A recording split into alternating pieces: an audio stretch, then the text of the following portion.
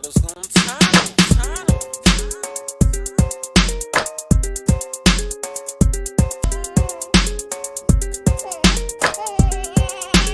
Title's gonna title.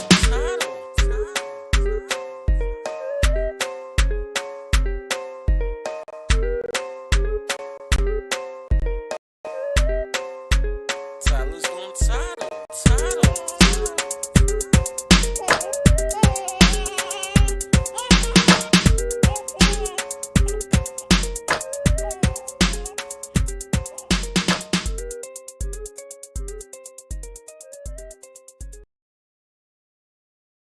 Welcome to the daycare. Welcome to the daycare. Welcome to the daycare. Welcome to care. Stay away from cities with dyke mayors. They spray the pipes major. Don't play with your life, player, or shake the dice, player. But if you got a quota, then stay away from toddlers. These bitches are fight promoters. Welcome to the daycare. Welcome to the daycare. Welcome to the daycare. Welcome to the daycare. Train your toddler. Please train your toddler. Timeouts. Take her allowance. Cause I swear she will destroy your life if you allow it. Fucking, I'm tired of rapping. Yo, low. Bring in the choir. Welcome to the daycare. Welcome to the daycare. Welcome to the daycare. Welcome to the daycare. Why are you moving out?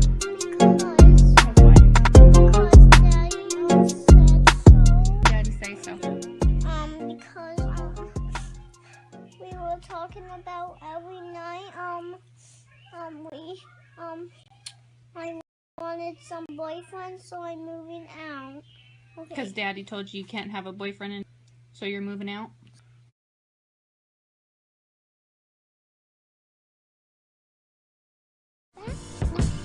Now I can be your secretary. Welcome to Dirty Folks Daycare. I am Dirty Folks. We're gonna get cooking today, man. We got the homie Gorilla Pete coming in to do his piece about John Lewis, because he just loves John Lewis so much. As always, man, I know you guys could be doing anything, and I appreciate your support, man. Y'all could be anywhere in the metaverse. Y'all here with me. I appreciate that.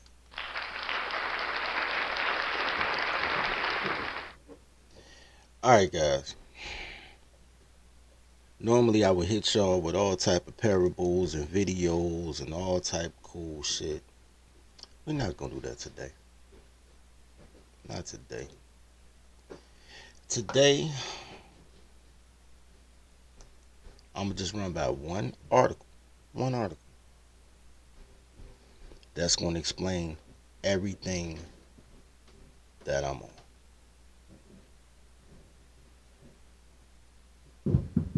Where's my background theme music, man? I feel cheated. Something ain't right. There we go. So,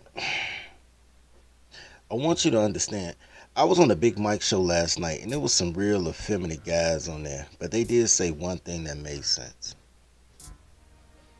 But it was just too extra for me to stay on. And what they said is this: what other culture is led by the entertainers, by the minstrels? I agree with that.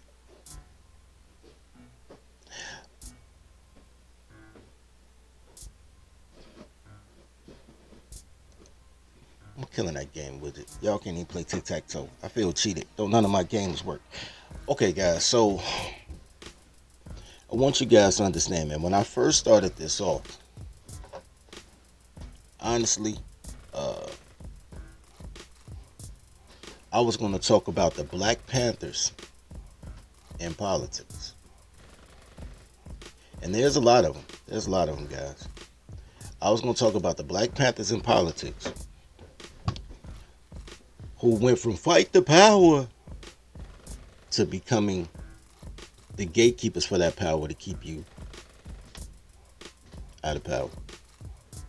But then it was like so much bigger than that. So I'm gonna read this article to you guys. But before I do, let me give you a quick dirty folks rant. Anytime that you keep getting taught by the matriarchy, because even these boomer men are matriarchs, and that's what they teach you. They teach you shit like money is power. Money ain't power. Money is a tool in exchange for goods and services. If you got $1 million in your pocket and you feeling powerful, but I got a $900 pistol that say otherwise, now I got your $1 million. So are you powerless? Or do you have an ability to get it back the way that you got it the first time? So is your intellect, your brain your power? Is your network and influence your power? Is that pistol power? Or is the money power? You know the funny thing is, all you guys talk about Robert Kiyosaki like he's some type of fucking financial guru. I've known the dude since I was 10, 11 years old, and that's not even a cap. That's not a shine nothing. He's my uncle's friend. He's my dad's little brother's friend. My dad's little brother, my Uncle Jerry, used to go to all these seminars, like climb a mountain to show that you could reach heights and walk barefoot on coals for your concentration. Like my Uncle Jerry was on that shit. You know what I'm saying? And one of these places that he met Robert Kiyosaki, and they used to chop it up. And if you read the book, if you look at the acknowledgement in the book, in the acknowledgement it says Jerome Summers. That's my Uncle Jerry. They was like cool for real. And my uncle used to tell me this at like 10, 11 years old. He would say that money is like the score on Pac-Man, because Pac-Man was hot. I was 10 years old. It's like money's like the score on Pac-Man. When you don't have no money, you just struggling, trying to get a score. He said, but once you get your name on you could put your name, because back then they had the arcade games. Like once you could put your name on that screen, 1 through 10, and it was only 3 letters. But my name was Oak. Fit perfectly. I was killing the arcades. I was known like, oh, there's Oak. So it's like once you get your name on the list, once you get the high score, if you still playing, you just playing right now for points, because you already beat the game. But the game don't stop. Pac-Man don't stop. You play forever. But you already got the high score. You just playing the game. That's what money is. Money is only important when you're broke. When your money right, you just playing for a score. Right? So the fundamental of how y'all were taught is bullshit. Y'all taught that money is power, but money ain't power. It's a lot of niggas that get bread. Money just makes you more who you already were. One of the wisest things I heard was from one of the dumbest niggas I know. And he said the realest shit. He said money don't make the man. Poverty makes the man. No, he said money don't change you. Poverty change you. Money makes you who you already were. And that's absolutely true. Poverty change you. Nigga, y'all think I ain't humble. This is as humble as I've ever been. I was making a G a day since, 16, 17 years old? I was making $300,000 a year. Still got to go to school. This is the humblest I've ever been in my life. I'm older, money funny, I'm getting fat. This is the humblest I've ever been in my life. And y'all think this aggressive. So you can't even imagine me in my early 20s. Can't even imagine it. So,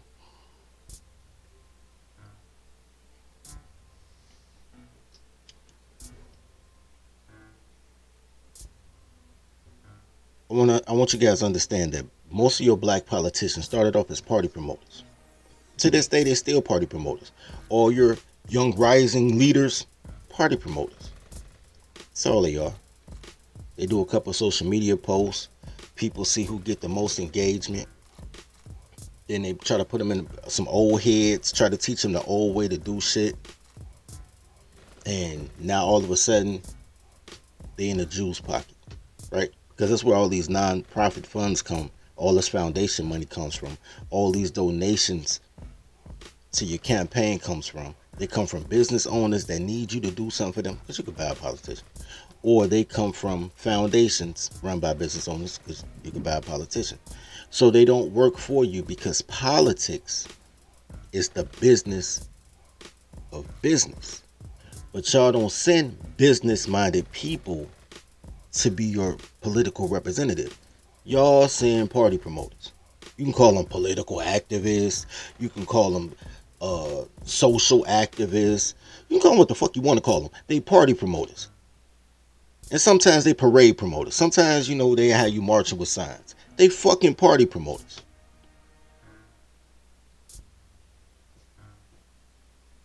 So when I went through this list, and there's a long, extensive list.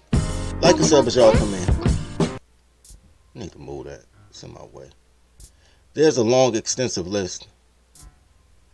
When I went through this, damn, I done confused myself. There we go. This is a list of all the black politicians in America by alphabetical order. And this is just in Illinois. This is African American people in Illinois in politics. And the reason I'm showing you this is because they have a clip. Chicago is Black Mecca.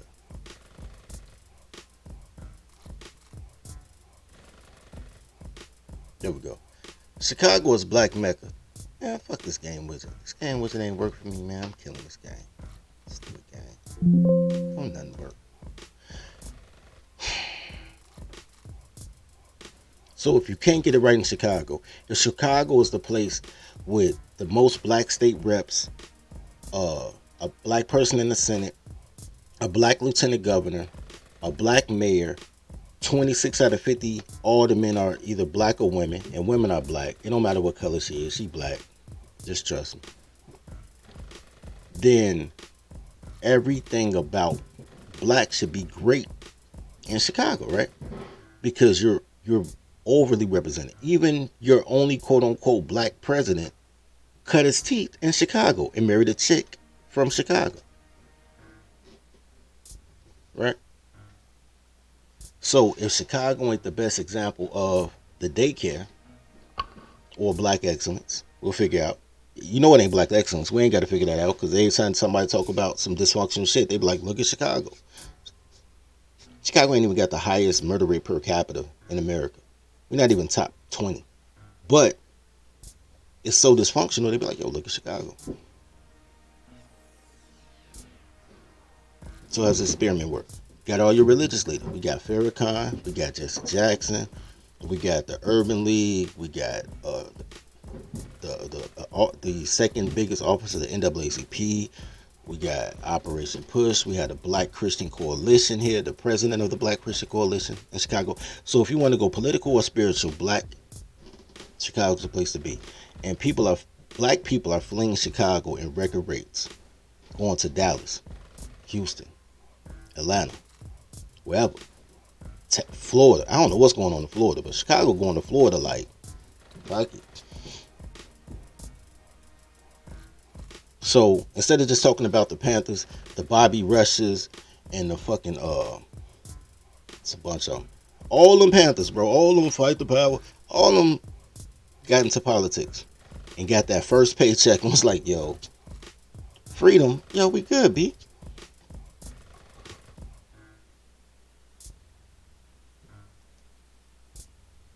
There's an article that was written in 2019. For the record, 2019 is when Lori Lightfoot got elected, but before she got into the seat. So it's going to sound a little bit dated, but it's still true for what it is. This picture says it all. Lesbian pantsuit wearing Tony Periwinkle, which is the president of the what is it's gonna say it in the article. I'm gonna let it talk. But she the president of some the city council or some shit. So like everybody in this motherfucker black. Jesse Jackson, like he praying over it. Goddamn it, Beetlejuice. I mean, Lori Lightfoot. Everybody black. Hey, Doja Boy sitting off. I saw that sign, real cap. I saw that sign coming to Atlanta in 1997. No, 99. It was a sign, and it was a sign when you go into Atlanta. It used to say, "Come on probation, come for vacation, leave on probation." And then right behind that sign, there was a billboard that said, "The home of so death." I'll never forget that shit. I was like, "Where the fuck am I at?" That was 99. Anyway, you've probably seen the list by now. Some folks are calling it black woman magic. It's black girl magic. I don't know how the fuck they got women. There are no black women. There's no such thing as a black woman. Let me say this to you again. There's no such thing as a black woman. I need y'all to understand that. It's fucking up y'all understanding. Y'all concept of life is fucked up. There's no such thing as a black woman. So they can't be black woman magic. They don't even call it that. They call it black girl magic. But there is no such thing as black woman. Just adult-sized toddlers. Grown, like toddlers that grew. You don't believe me? Go talk to your mom. What's she gonna tell you? Well, I'm grown. They never say they're an adult. They just grown. Grown-sized toddlers. Anyway. But I'm gonna let them talk it out.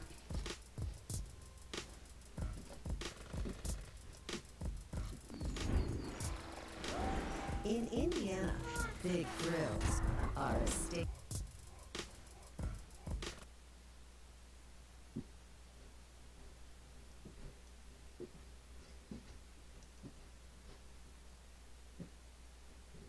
For real. This is what they gonna do when I got company. I'm not reading this. Because I like anytime I can get an automated read.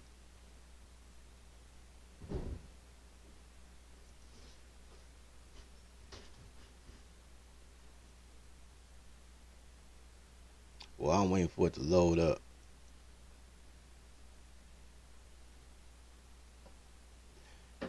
A trip to the Harley. What up, Chicago Rilla? When your ass get over here? Welcome to the Dirty Folks Podcast, man. Column. If Chicago is a black political mecca, why are African Americans leaving the city in droves? You've probably seen the list by now. Some folks are calling it black women magic. Since Lori Lightfoot's historic victory last week, the list has been passed around proudly as a symbol of the achievements of African American women in the Chicago area. While hardly anyone was paying attention, black women rose up and took charge of the most high-profile positions in our city and county government. If you throw in the African American men also in top spots, the changing political tide is even more astounding. I have a question, though.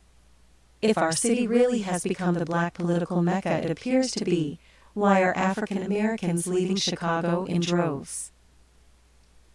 Obviously, something is wrong in Paradise. Everyone knows that Lightfoot will become Chicago's first African American female mayor next month.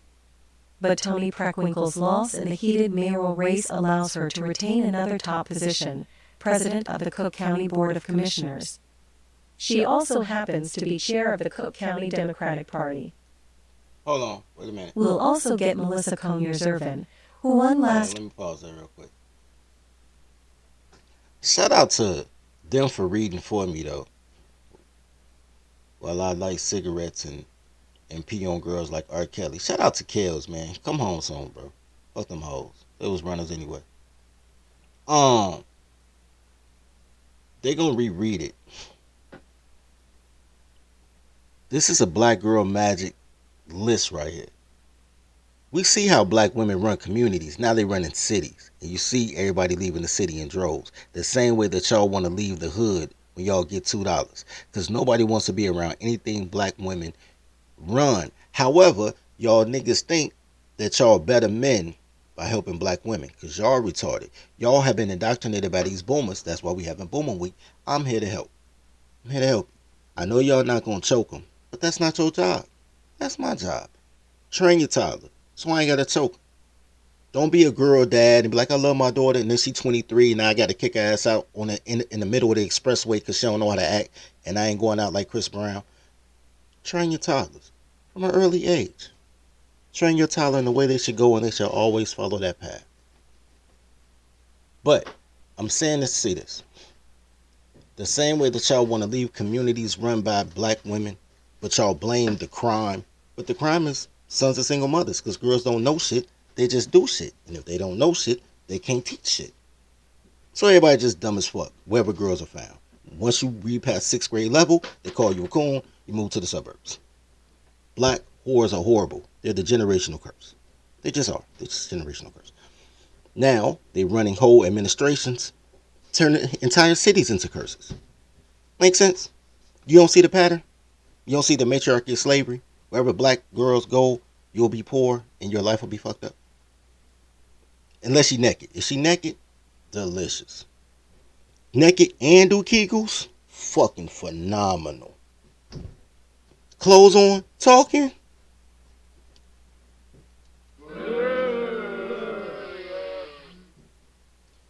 Alright. I just want to show you a list. I'm gonna let it read it out too, but I'm gonna show you a list. They just talking about the girls. They ain't even talking about black people. They just talking about black girl magic. So you got Lori Lightfoot as mayor. Tony Periwinkle is the Cook County Board of Commissioner president. She's also the chair of the Cook County Democratic Party. You got Melissa Conyers Irvin. You know this bitch ain't shit because she won't change her last name for her husband. She still want to keep her daddy last name because she about to leave him soon, more than likely. Either that or he a bitch in a relationship. But you got Melissa Conyers, who is the treasurer. Hold on. How's a black woman treasurer? Bitches can't count. What when they say they least favorite subject? It's always math. They always spending all the money. They're asking you for money. How the fuck she the treasurer? Who the fuck ran against her? That's some bullshit.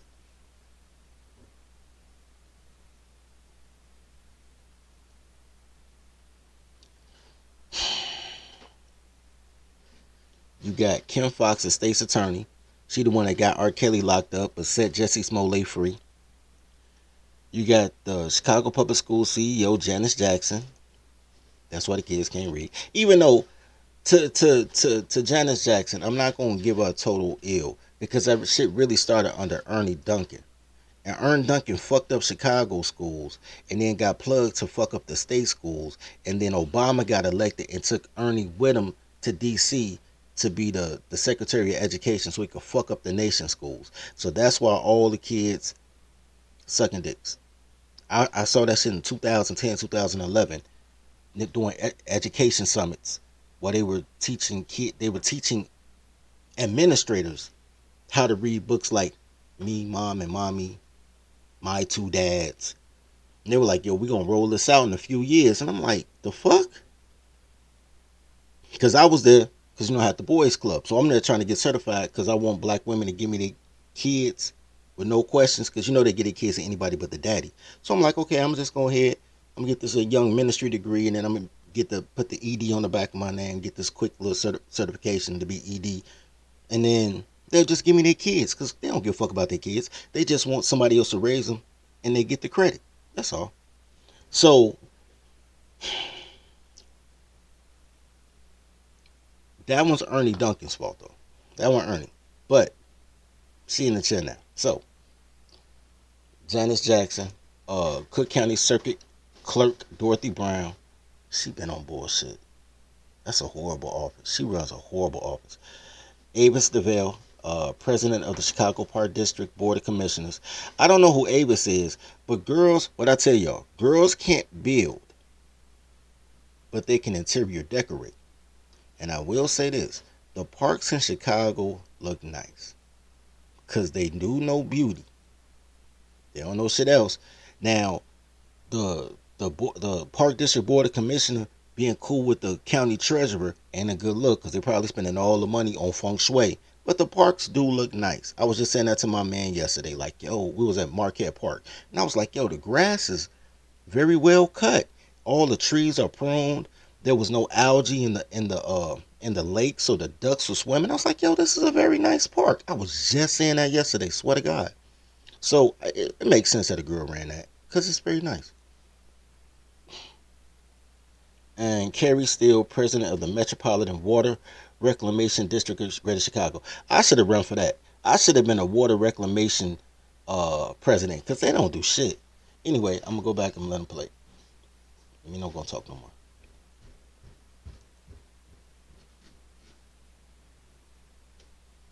Savings add up. Imagine what you could buy. Column. If Chicago is a black political mecca, why are African Americans leaving Come on, the we city in already did that. droves? Why are they In yelling top on me? spots, the changing Everyone knows that Lightfoot will become Chicago's first African American female mayor next month. But Toni Preckwinkle's loss in the heated mayoral race allows her to retain another top position, president of the Cook County Board of Commissioners. She also happens to be chair of the Cook County Democratic Party. We'll also get Melissa Conyers-Irvin, who won last week's runoff for city treasurer. She joins Cook County State's Attorney Kim Foxx, Chicago Public Schools CEO Janice Jackson, Cook County Circuit Court Clerk Dorothy Brown, Avis Lavelle, president of the Chicago Park District Board of Commissioners, and Carrie Steele, president of the Metropolitan Water Reclamation District for Greater Chicago. And don't forget, we've got Lieutenant Governor Juliana Stratton down in Springfield. Now at the black men. Chicago has an African American police superintendent and a black fire chief. Black men also head the Chicago Transit Authority, the Chicago Housing Authority, the Chicago Board of Education. Hold on, let me pause this real quick. Bro, Eddie gone, bro. When Lori Lightfoot Dyke ass came in there, she fired the black police superintendent 2 months before his retirement. Fired this motherfucker. Talking about a sex scandal. He was fucking one of his underlings. Okay. So he fucking a chick. And she fired him when she found out that they've been fucking for like 4 years, 3 years. Way before she got in office. As soon as she got in office, man, she fired that man for getting some pussy. And then promoted the black girl that he was fucking to like a administrative office job. I was like, the fuck? The fucking black fire chief. I told you, bro, you cannot have a job as a heterosexual black man around a black woman, especially a dyke black bitch who got the biggest dick. I'm telling you, these whores are horrible, bro. Y'all trying to build with bitches that want to destroy you. That make y'all stupid. But I'm gonna get y'all that. But I just wanted to say that, man. So they gonna shout out the men, but shit, most of the motherfucking men don't even work there no more. This bitch done fired most of the fucking men.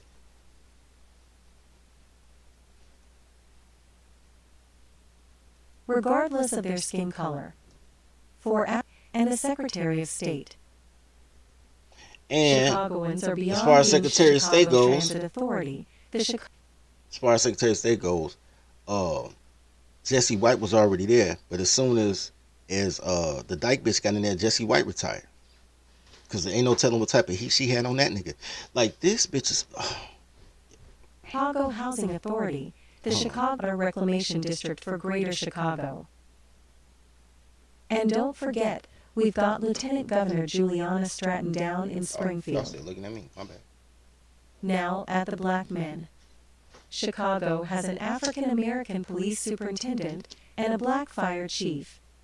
Black men also head the Chicago Transit Authority, the Chicago Housing Authority, the Chicago Board of Education, and the Board of Chicago City Colleges. Add to that an African American Attorney General for Illinois and a Secretary of State. I'm going to. Chicagoans are beyond being shocked when an African American lands in a high position. Most of us have come to accept it as the norm. We elected Carol Moseley Braun as the nation's first African American female U.S. Senator more than 25 years ago. The first African American president gained his political footing in Chicago as well. Hold on. Does that really make a difference, though, to the average Joe in West Garfield Park, No, it among the doesn't. city's communities? It doesn't make a difference. Let me say this real quick. So, I met Carol Mosley Braun.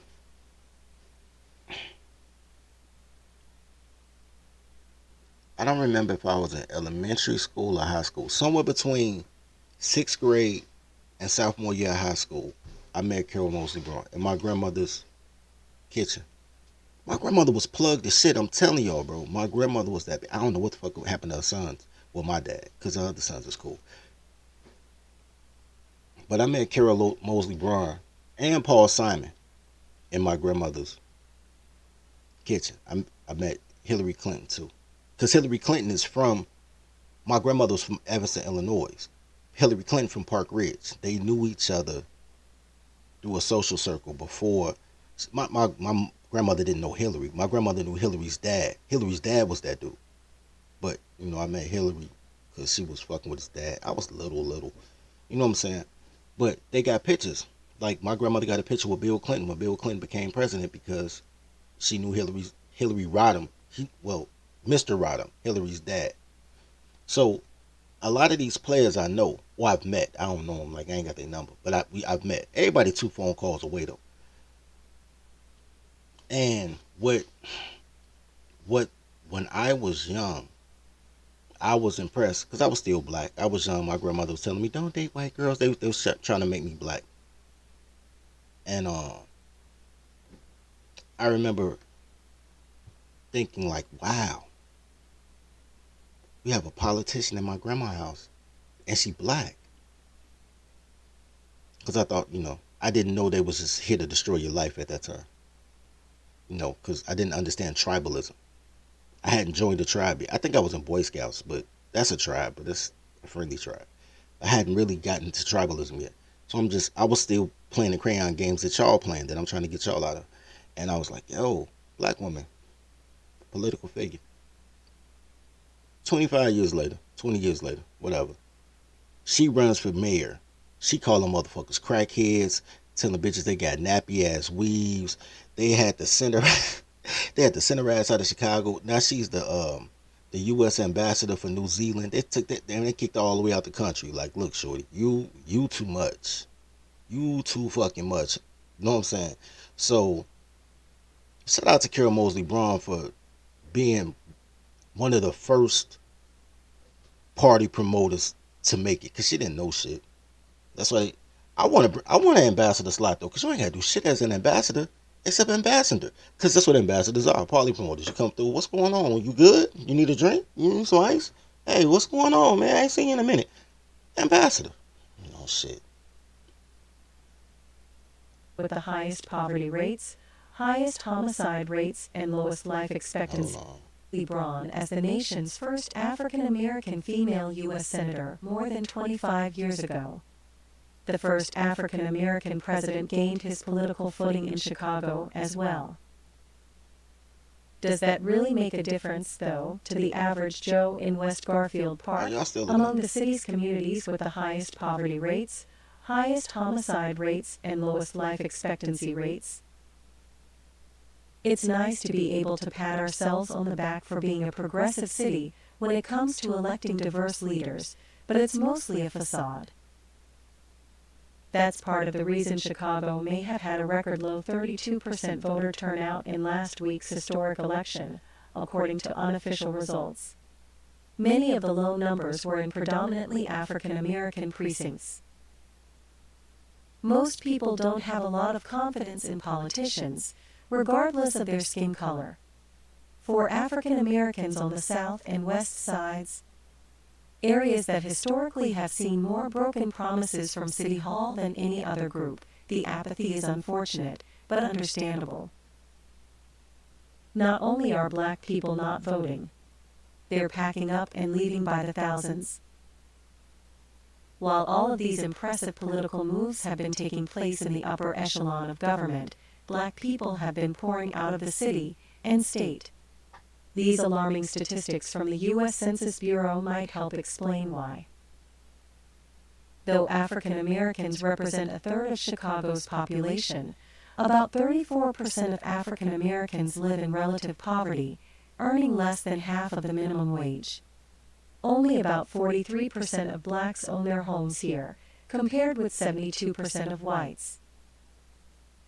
According to recent statistics, 15% of African Americans in Chicago are part of the labor force, compared with 57% of whites. Statewide, things aren't any better. The black unemployment rate in Illinois hovers around 9%, among the highest in the nation. And how can anyone write about blacks leaving the city without mentioning the almost daily ritual of violence? Having a wealth of black elected officials is a great achievement for our city, county, and state. All of us should be proud that we have refused to allow racial barriers to get in the way of putting qualified people in these important jobs. Of course, no politician is perfect. Anyone who stays around long enough will surely make mistakes and get us riled up every now and then. Regardless of whether we think all of them are deserving of their positions, the important thing is that they worked hard to get where they are and we, the voters, gave them their shot. But why haven't these great achievements trickled down to the lives of ordinary residents? What's the point in breaking through barriers if your success isn't going to make anybody else's life better? That's the problem with celebrating historic elections. We tend to bask in the moment of someone breaking through a glass ceiling, but we don't stick around long enough to see how deeply others get buried in the debris. We assume that if one woman or one African American makes it to the top, all women and all African Americans will soon follow. More often than not, it doesn't happen. More disturbing, though, is when a person's groundbreaking achievement does nothing to further the cause of those they were put in place to help. Unfortunately, we've seen a lot of that in Chicago over the years. Too often when an African American makes it to the top in politics, it becomes nothing more than a personal achievement. We will see if this recent crop of black leaders will work together to make sure their success isn't just about them breaking a glass ceiling. It only matters if they decide to reach back and help the least fortunate Chicagoans rise up from the rubble. Glanton at ChicagoTribune.com. All right, that's Twitter at Darlene. More from Darlene Glanton. That's the article. That's the article, gentlemen. It's a few things that I want to touch on real quick, and then we're gonna take a break and we're gonna bring in Gorilla P. There's a few things I want to touch on the article.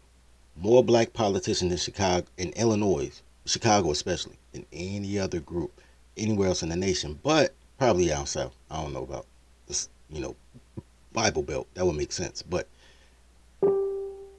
even with that being said, blacks are voting the least. So if you have the most politicians, but the people that look like them are voting the least, then who's voting the politicians in? It's a rhetorical question. So you out here and everybody rooting for you except you. There was a point in time that everybody rooted for black men, and all the causes are still for black men. Black Lives Matter, black men, Civil Rights Movement, black men, the Reconstruction era, black men, and black women and white women, because black women for some reason want to be married to America, but they can't get to white men, so they go through white women. And they go through white women, and black women like, why you fucking with Becky and you won't fuck with Keisha? And then black women come in and supersede your shit. White women get what they gonna go, and then they going about their business. They just want the grant money, right? They want, because white women just want to save some shit. And I got that. Actually, I got that from Patrice O'Neal, but after he said it, I said that makes sense. He said, man, white women just want to save some shit. Save the whales, you know what I'm saying? Save the endangered species, save the niggers. White girls just want to save shit. Black girls want to rule shit, because black girls have always been the slave drivers.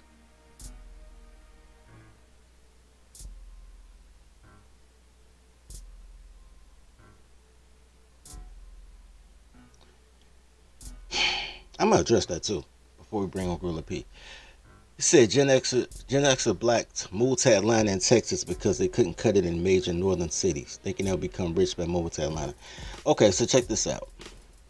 That is not really true, but there's truth to it. It's not because they couldn't cut where they were from.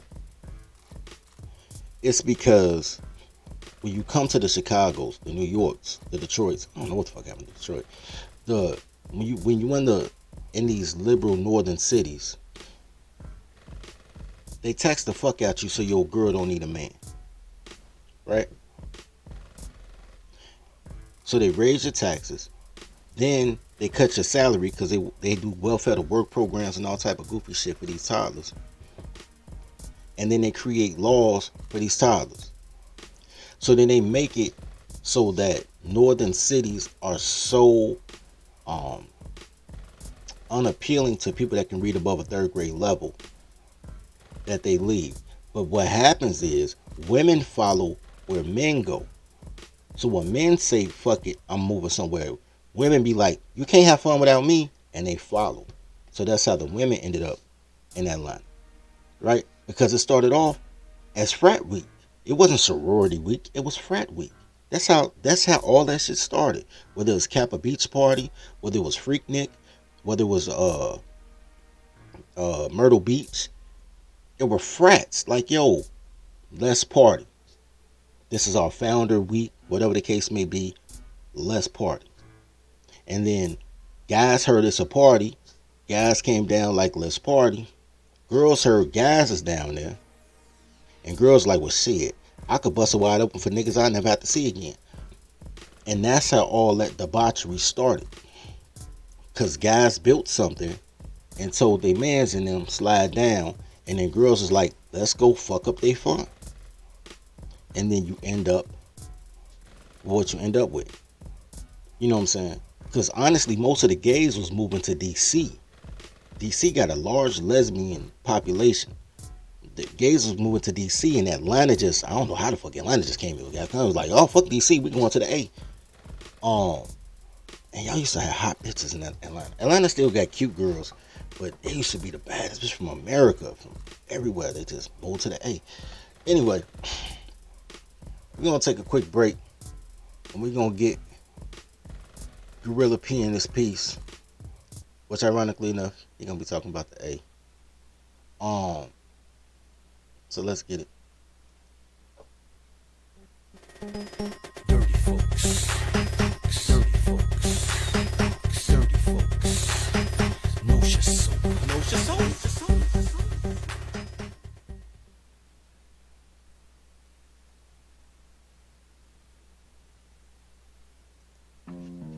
Toddler tales are crazy stories that could only happen to me. Each tale is endorsed by Toddlerology and the Marry Your Secretary courses. In a world where toddlers are only loyal to her employer, learn the skills needed to train your toddler to work at your relationship like she works at her job. There's courses for every level of your relationship status, including polygamy. Need support? Join scheduled study groups with other Toddlerology members. Click the link below. And now, back to today's story.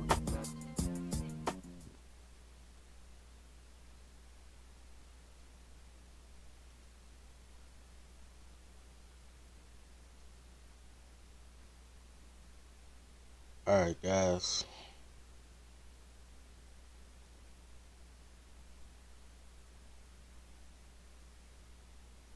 Apparently,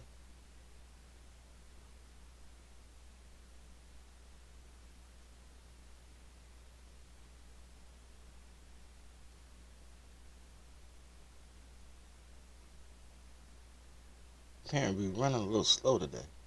Hold on. Let's get it.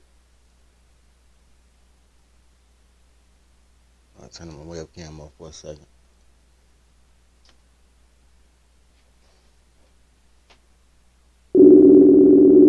We're creeping on the Gorilla P.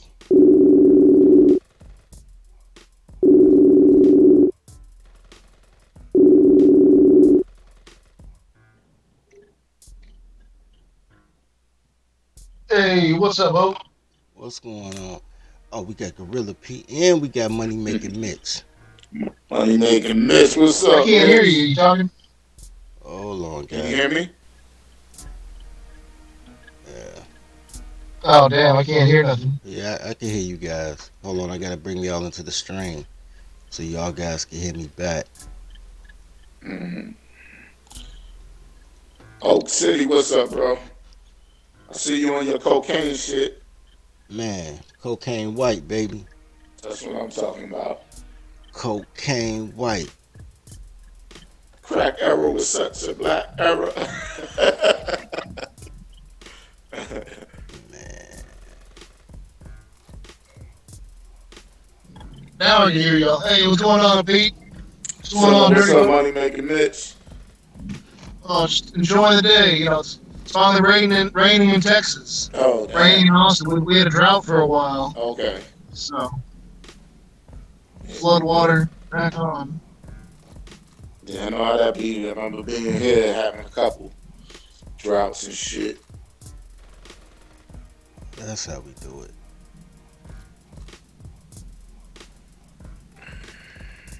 Now that was an interesting point someone made about they couldn't cut it in the big cities.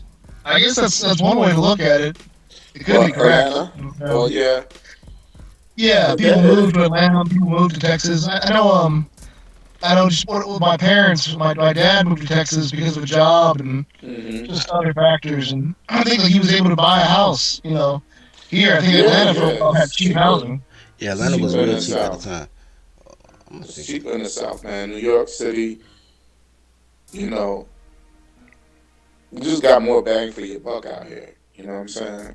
Um, and a lot of times, too, when you have those big cities, it's a lot of bureaucracy. So trying to get on is a lot harder because, you know, like for instance, if at one time I was trying to run like me and my people was thinking about running kind of like a clinic there we go. to help, you know, folks coming out of jail and shit like that. Yeah, If you do it in New York, there's a lot of shit you gotta go through. You gotta have this, you gotta have that. So you gotta come in the game with money. You know what I'm saying? New York. Because you gotta get all this licensing and all this shit and, you know, stuff like that. Got to bribe some And people. All that stuff. yeah, and so I always feel like in bigger cities like that, there's just more bureaucracy to keep people out. So you gotta really like come up here and in many other places where they don't have all that red tape. You know what I'm saying? You could just, you know, lock it down. Come in, you got an idea, you know, they need it. Boom, you jump in. You don't have to go through all the extremities. You know what I'm saying? So that's why a lot of, you know, South definitely great for businesses because, you know, and it's better that the more people move here because you got more bodies here. You know, eventually there may, you know, be some like Atlanta's getting there a little bit. Woohoo! So I did it. Alright, guys. So I'm back in the saddle making your trunk rattle. Alright. Gorilla Pete, tell me about your favorite rapper's favorite rapper. Where you go, man? favorite rapper, favorite man. So Hold on, wait. John Lewis, you know, Oak hit me up. He's like, I'm going on this Panther thing, but I'm gonna bring up John Lewis, and I know that's your favorite guy. And I'm like, man, fuck that motherfucker. Hold on, And really, I didn't have disdain for him until my son had to do a school report. And he was saying some shit, and he didn't complete it. I said, man, fuck that nigga. John Lewis, that motherfucker ain't shit. Hey, before we go there, bro. Before we go there, let's do a quick. I hope I ain't losing. Let's do a quick cap on John Lewis. I'm just gonna read it out to the peoples. I'll make this bigger. He didn't do shit. I'll give you a good kid. All he did was he created the Wait. SNCC. All right. John Lewis was one of the youngest leaders during the height of the civil rights movement, and the only keynote.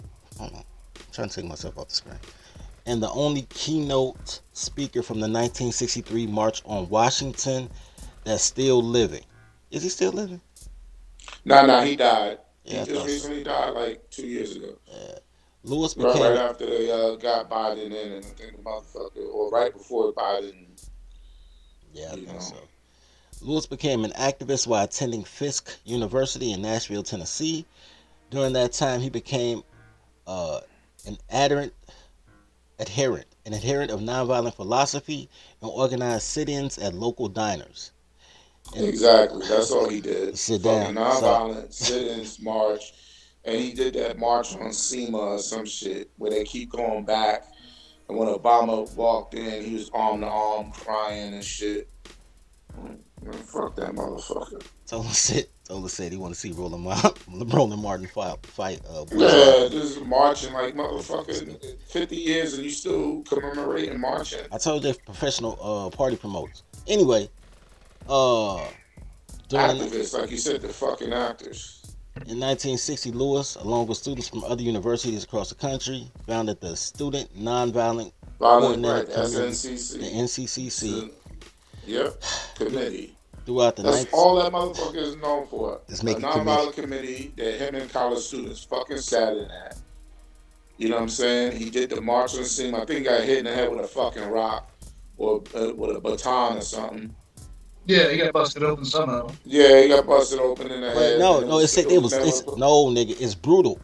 It's brutal. Listen, only 23 at the time. He was the youngest person to speak at the event. Lewis committed a commitment to nonviolence would be tested the following year as he and hundreds of protesters were brutally attacked by police as they attempted to march peacefully across the Pettus Bridge in Selma, Alabama, in what would be Yep, known as Bloody Sunday.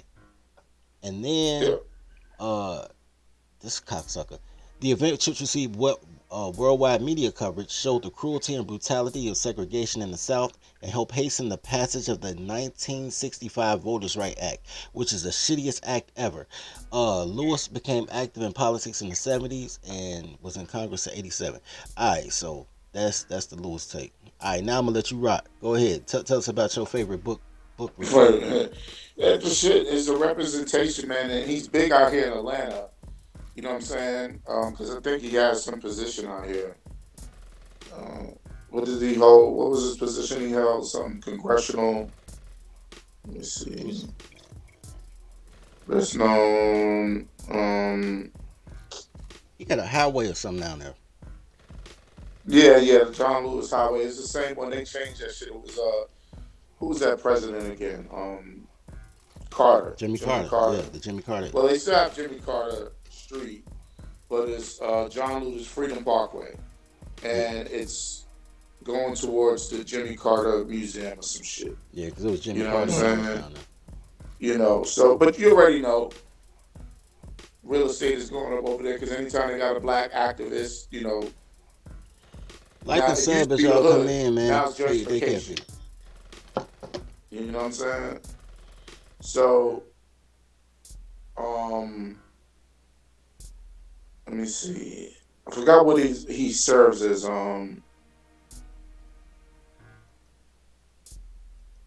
Mm, he has a political seating. I'm trying to remember what it was he was in.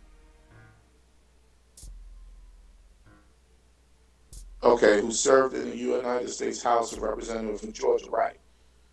Fifth congressional district from 1980 until his death in 2020. So he died during COVID that year.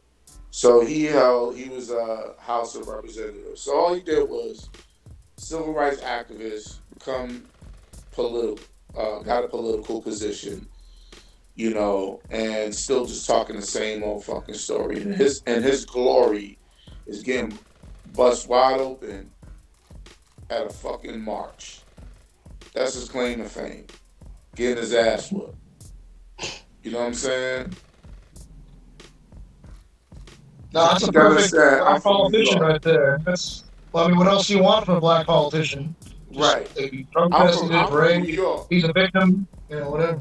Facts. Oh, look, I'm from New York. And the motherfucker that's live is our motherfucking Larry Davis. Motherfucker had a shootout, shot like 12 policemen. You know what I'm saying? That motherfucker was the GOAT.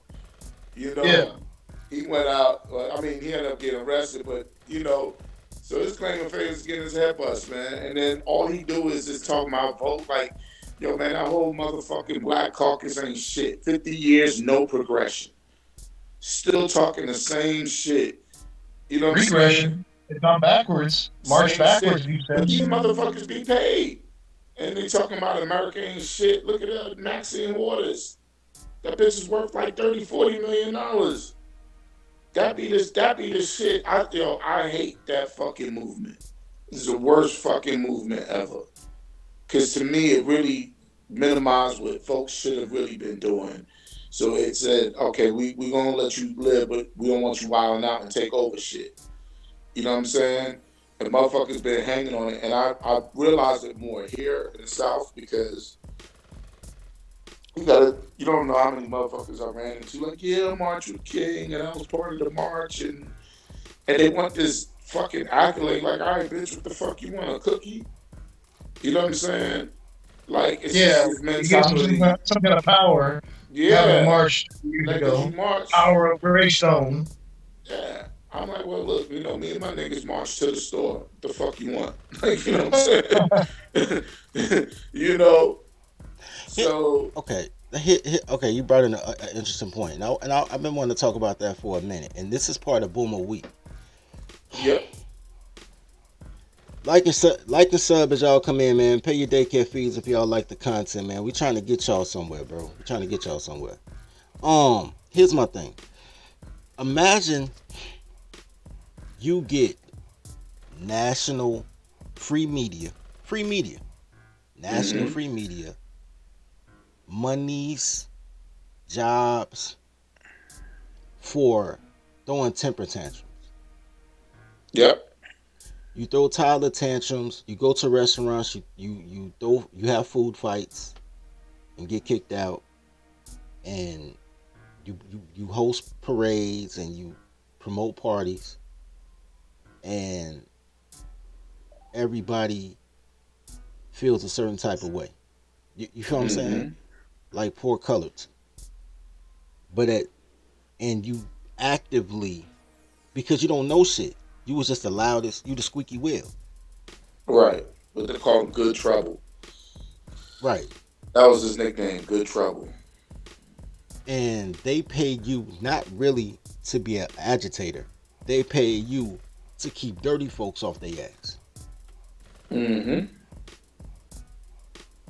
So if they can't, they'll kill Fred Hampton because Fred Hampton couldn't be bought. But they'll buy everybody else like Bobby Rush. And Bobby like, it's not that bad, yo. I'm gonna make change from the inside, nigga. We got elected in the '80s, nigga. It's Yeah, ain't no 2020. change. I mean, all that, we know that shit, look, that shit is a game, man. Like, the reason why I hate it is because one thing we know, you're good as your last hit. You know what I'm saying? Like, I get it. Rakim, Big Daddy Kane, niggas was nice.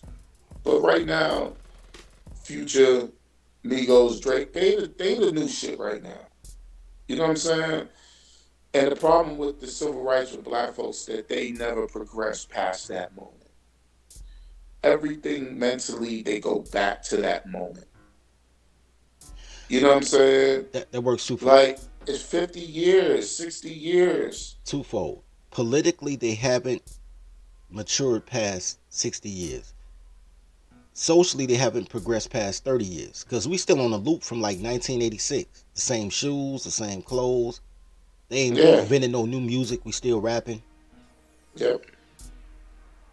So it's a state of arrested development. Arrested development, and that's what it is. And a lot of it, I believe, is because we're holding on to that politically. I don't. You can't progress. You know what I'm saying? Like, how do you expect? Because you got to understand the reason why your greatest progression that black folks experienced was in the 80s and 90s, right? Because they were really the offsets of the civil rights. You know what I'm saying? Civil rights movement ended in the mid 60s or whatever.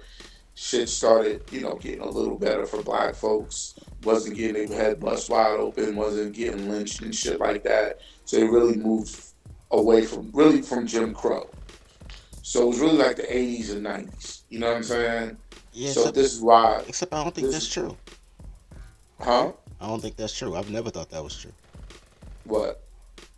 That the progression of the 80s and 90s was a subset of the 1960s, except in this. No, no, no, no, no. Not saying that was the reason. I'm just saying that was the like Result? the it was like the result, but it's a different way black people lived. You know what I'm saying? If you lived like during the 50s to the 70s, you kind of really dealt with whatever that Jim Crow shit was, right? The essence of it. It really kind of came to the end in the mid 70s when disco and all that shit happened. Now, motherfucker, like you said, they did it so they could, fuck each other. That's all it was about. So the 70s disco was really the merger. That's really the real civil rights. You know what I'm saying?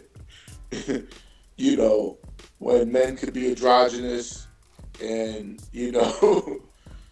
they could sniff the same drugs, dance in the same place together, and do what all kind of freaky shit they want to do. That's what it was about. And that was like the 70s.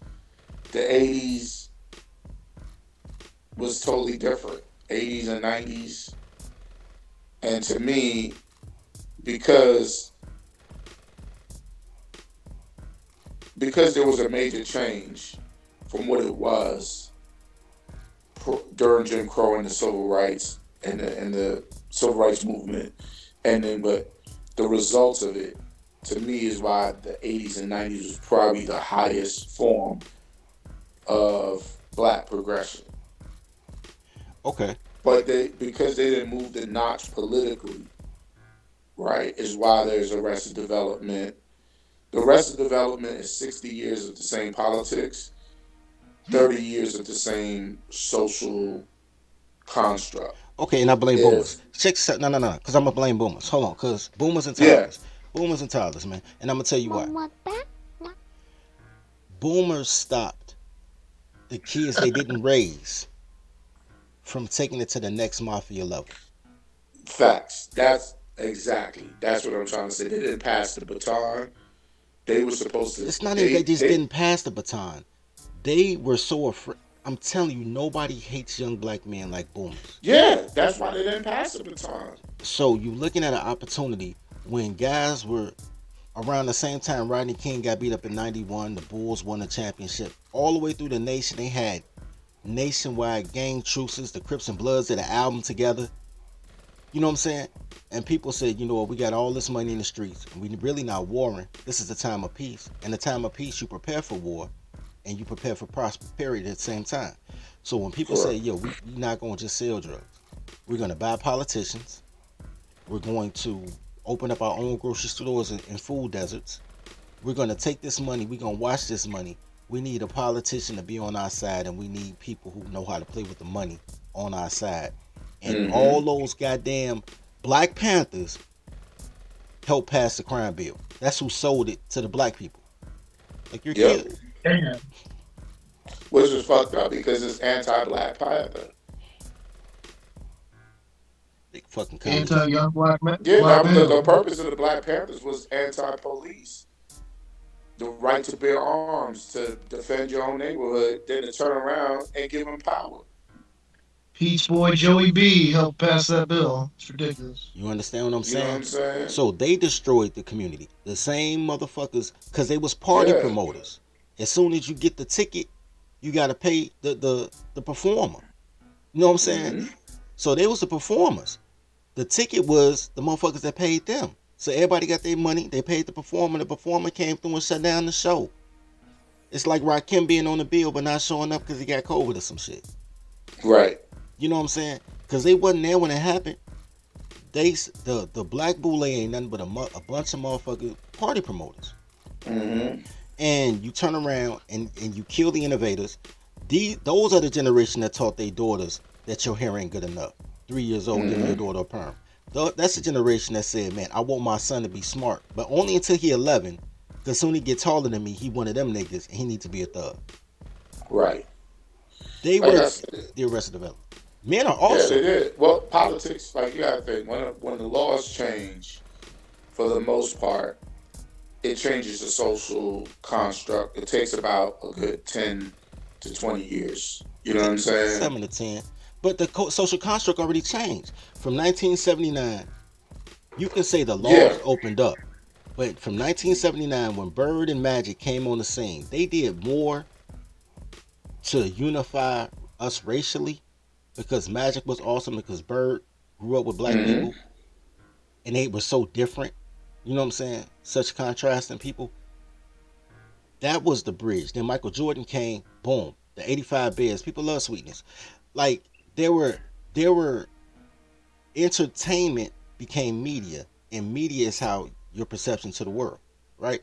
exactly. Yep, Then rap yep. music came, I and agree. rap music started off. It was b boy shit. It was bunch of beads and tams and African medallions, and it Yep. and it changed the perception of the world. Media did that. It has its place, but even with that, they weren't taking the young media like they take Cardi B and put her in politics now. They didn't do that then. It was a pure thing. It was a pure movement, and your hmm parents hated it. Your parents hated how you dressed. They hated your boom boom music.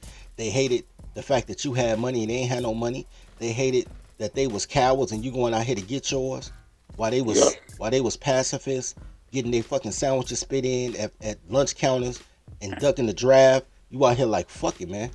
This me, B. hmm You know what I'm saying? And you had a bunch of motherfuckers that was afraid of you, and nobody. And it's a bunch of guys in this chat that's raised by single mothers. Nobody kills your drive like a fucking matriarch. And I'm telling you, Make sure, man. all them boomers Slavery. suck dick, bro. All them boomers suck dick. They married a single mom and became a good stepdad because it was androgynous. Androgynous ain't nothing but 1970s for I'm gay, B. You know what I'm saying? Right. So you looking at an Yep. entire generation of cowards and cocksuckers Yep.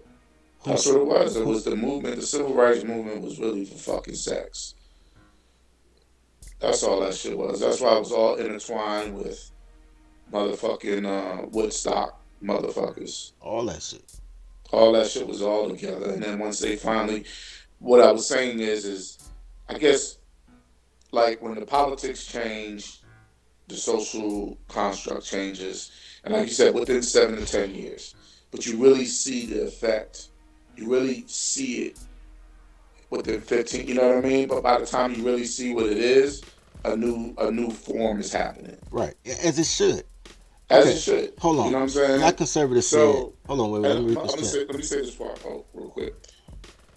I saw this years ago, and this is where I started having problems. And then later on, I kind of buried it, and then later on, I remembered it. I remember watching them going after Tupac, and I remember the CDs, and it was Dionne Warwick, and it was Reverend Al Sharpton, and it was all these civil rights leaders burning his CDs. Not burning, but what you call that shit? You know, They was smashing them. I remember that shit. this man, yeah, they bought fucking rent, and they bought like 100,000 CDs, and everybody laughed because they helped the record sales. They went and bought like 100,000 fucking of his albums, and they really made a big shit about it. I was like, and I knew right there was the problem because, like you said, media changes the way society sees shit. And instead of those old heads embracing hip hop and people like Tupac, who was outspoken, even though I got questions about him, but even still, I remember they were dissing him. And they were like, "Oh, you're saying this," and and I was like, "Yo, these like you said, they weren't cowards. They wasn't this. They were making money, and they were ready to go for it. They were like, all right, cool. What's the next step?" And it was like you said, it's the boomers that helped them back. And that's why when I hear motherfuckers talk about they march from camera, I don't give a fuck. What the fuck they got to do with anything? That fixed your problem of your time and your era. But what did you do to help enhance the future of, you know what I'm saying? Which brings us to this. So black conservatives said the gang troops weren't real and they were ineffective. And we needed a crime bill and still do because life was too dangerous. Life is dangerous. Anytime you walk out your door, you can get killed. The reason Mm. the gang truces were real as long as they were real. The reason that gangs even existed, any type of gang, is because of economic and socio-political inequity. So you can't legislate a gang if you don't legislate the inequity. You can't keep asking motherfuckers for more after school programs while they're closing your actual schools.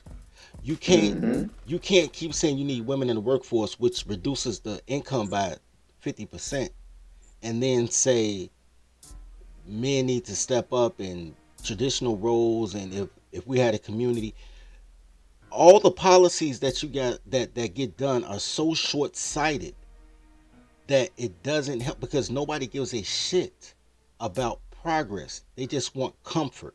That's all colors ever wanted because that's what women want. Women are creatures of comfort, and blacks are matriarch. Y'all want comfort.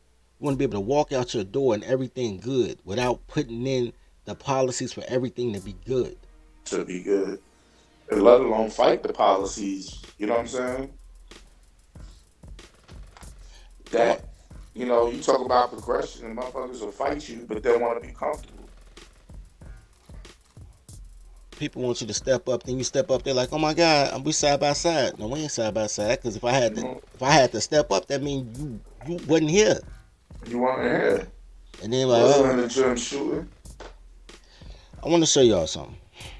As we talking Mm-hmm. about median income and people fleeing to the south and all that shit, because every money ain't everything, but money is important.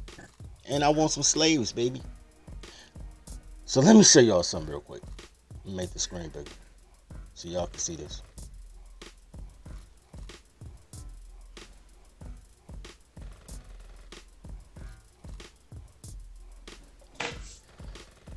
The median income of black American women broken down by age group. The only age group that's important is 16 to 24, because after 25 they're useless. Is $552 weekly, which is $28,000 annually. Let me show you what the DTI of a 21-year-old woman making the median income. This is her DTI. If her DTI is 28,000 a year, you figure she really ain't making that much money. She got a $750 apartment, a $300 car note. So we at about Mm-hmm. $1,100. Right. The ratio for that is she's barely within the the ratio in order to be a survivor. She's like 1 percentage point off Mm-hmm. from being in poverty. But then when you start adding the lashes, the nails, the eating out, because these motherfuckers can't cook and work for some reason, Facts. that's how you get $5 savings, right? And Yep. see, so if a woman has to do all that for basic food, shelter, and transportation, she would be better off being a housewife, just economically speaking. Yeah. One of the things that I saw that I thought was amazing, I may pull up the chart. Yeah, I'll pull up the chart. Why not? And here's the thing: being married, being a housewife, reduces all of that. Reduces all Even the those makeup and costs. all that. Because the purpose of getting dressed up and eyelashes and all that shit is to attract a mate, Exactly. supposedly. Supposedly, but they swear to God they do it for themselves, not for a Right. man. This girl But is it's to. That's what it's supposed to do. But if you're married, you don't need to be doing eyelashes and shit. Like, maybe, okay, y'all go out to a special event and shit like that. But obviously with a husband, he gonna say, bitch, don't put that shit on your face. Like, you don't need no makeup. You don't need, you know what I'm saying? You busy being a housewife. right. You go out on occasions. You don't go out. Right. And which is affordable. Right. Because it's occasions. It's an event. Okay. So it's more affordable, but if this bitch gotta get her weed done every 2 weeks and her eyelashes done, you bitches pay money for this shit, bro. This is why these beauticians be making bread. You be like, damn, I didn't realize that. I'm like, chicks will fucking go hungry just to get their eyelashes done. And make sure their kids start too. I want to show y'all. Oh man, First of do all, that, here's the thing, do that. because everybody lives comparatively when you want to be white, and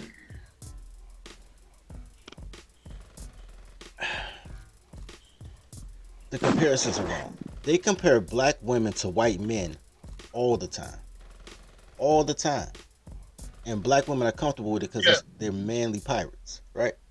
Mm-hmm. Let me show y'all this chart real quick. They say for every $1 earned by a non-Hispanic white man. Now here's the thing about that. White men don't even make the most money. No, Asians, Asians and Africans. it's this man. Shit. They middle of the pack. White men are middle of the pack, but they're the barometer because that's the marketing. And your woman just wants to be a white man. Correct. So for the earnings of a white man, for every $1 a white man gets, Asians get 87 cents. Who gets 87 cents? Asian women. This is a chart on what women get Okay. variable to white men. Asian women get 87 cents. White women get 79 cents for every dollar white men make. Black women get 63 cents for every dollar. American Indian and Alaskan Native, which are misnomers, but whatever, get 60 cents. And Hispanic women get 55 cents for every dollar. But here's the thing. Asian women and Hispanic women are the top and the bottom earners, and both of them are the most married. Yep. So whether it's so it can't be the money, it has to be culture, right? But What your boy Alchemist say? Culture is everything. he ain't got that shit from me. But culture is everything. But men create culture. Well, I agree and I disagree on that shit. Go ahead, shoot your shot. And the reason is I think the person, the ruler, if you're in a matriarch, then the woman create the culture. If you're in a patriarch, the men create the culture. Now, men are the protectors of the culture, of all culture, whether patriarch or matriarch. You know what I'm saying?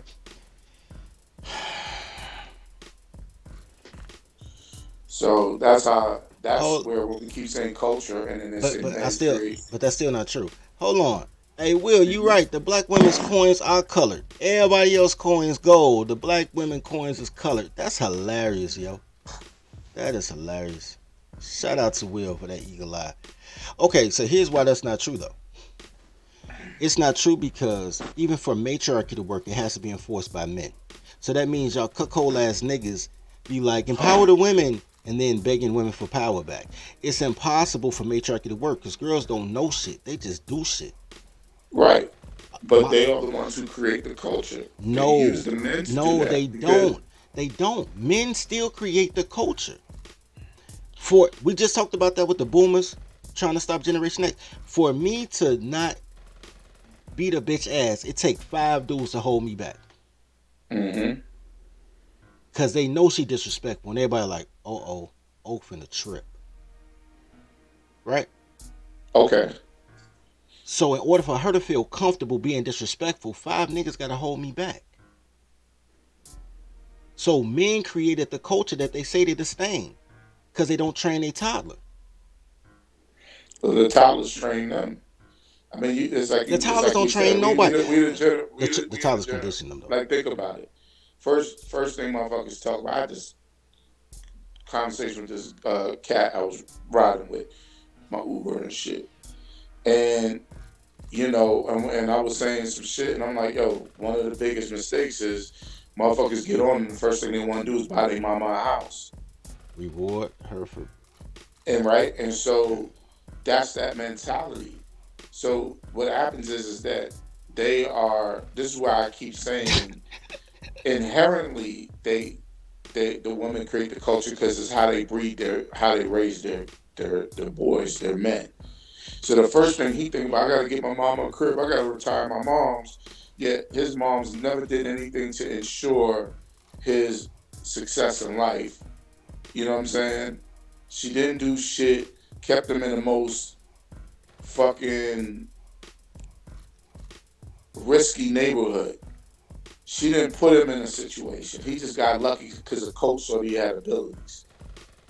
And So it was all men natural, made him, but physical, women that conditioned he him. got probably from his father. But that's Stockholm syndrome, bro. That's slavery. But men taught him the skill set. Girls don't know shit. She didn't teach him how to. Right, She wasn't there when he was shooting in right. the gym.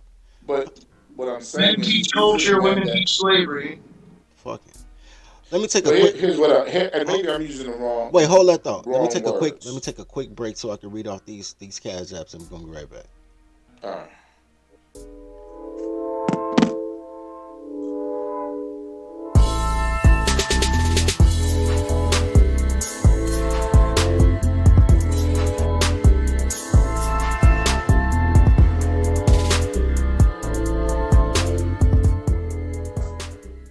All right, guys. My wheel still don't work, and my tic tac toe don't work. So fuck that wheel and fuck this tic tac toe. But I'm gonna find a new game. We gonna play Monopoly or something. I'm gonna find a game, man. We gonna get this chat popping. Um, Make sure you send your 1 minute clips in if it's a part of the show y'all fucking with. I want to give a shout out real quick to the Cash App game, man. Shout out to Willie for the Boomer Bash Fund, man. I like that, bro. Fuck these boomers, for real, for real. Shout out to the $5 Cash App from XL Pro for daycare. Shout out for the $2 Cash App from Hologram. He said, just got Cash App because I'm old. You know. Shout out to you, bro. Shout out from the bad guy for the $19.96 Cash App. You must be learning how to do change from Nick. Gratitude, bro. Shout out for the $2 Cash App from KDH for the daycare fees. Shout out to Joe. He said for being married 22 years, keep speaking the truth. They ops. Yeah, married 22 years. They ops. My dad been married 52 years. My mama still a ops, nigga. And shout out for the $5 Cash Out from Nick for the daycare fees. All right, so let's get back to it.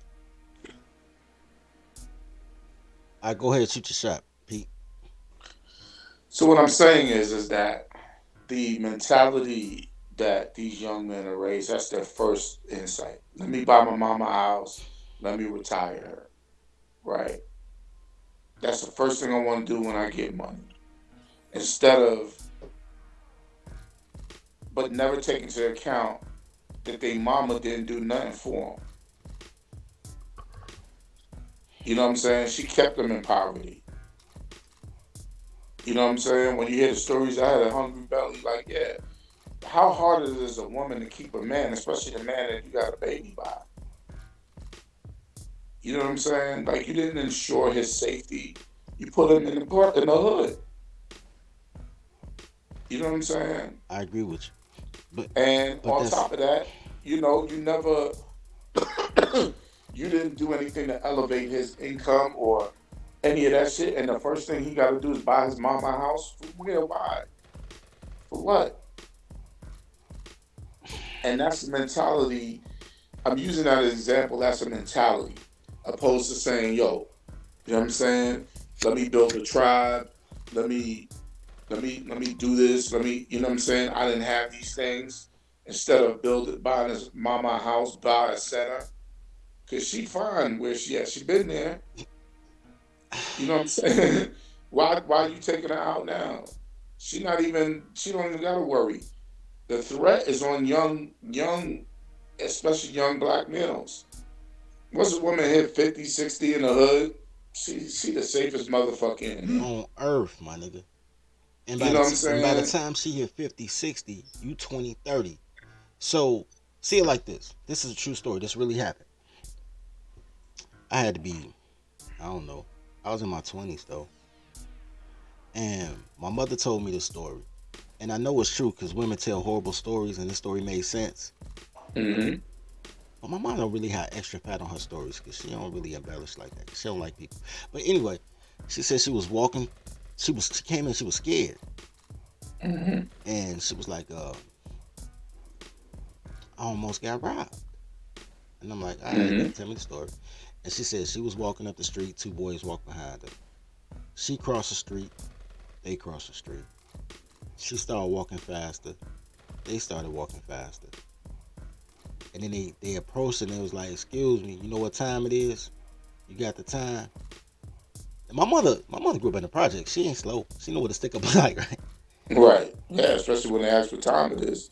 So she said, baby, you don't know me, but maybe you know my son Oak." And they looked at her, cause my mama a little bitty demure lady. She little. But you know Mm-hmm. I'm swole as shit. So they looked, and it's like, "You Oak mama?" She was like, "Yeah."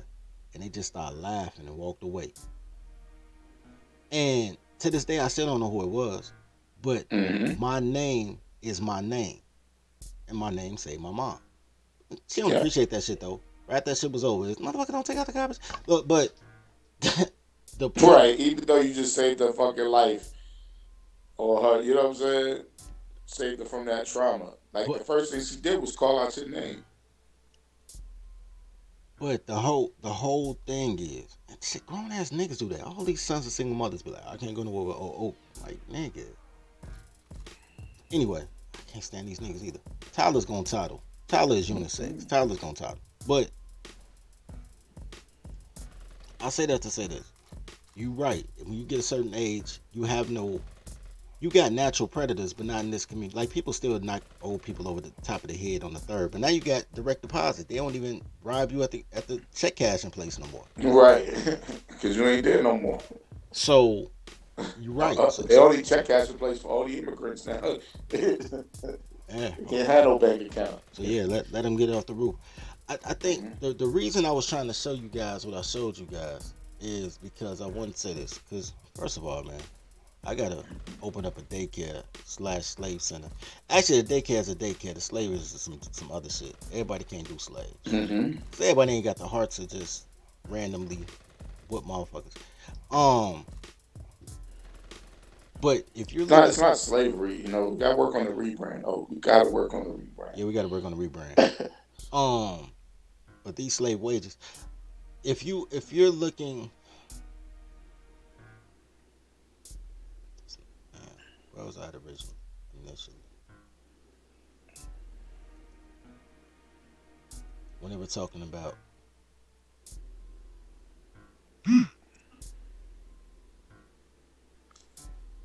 the chart for the meeting, I Mhm. just had that. I just had the chart. But like the point I was bringing up by saying that, right? Like, here's what's happening.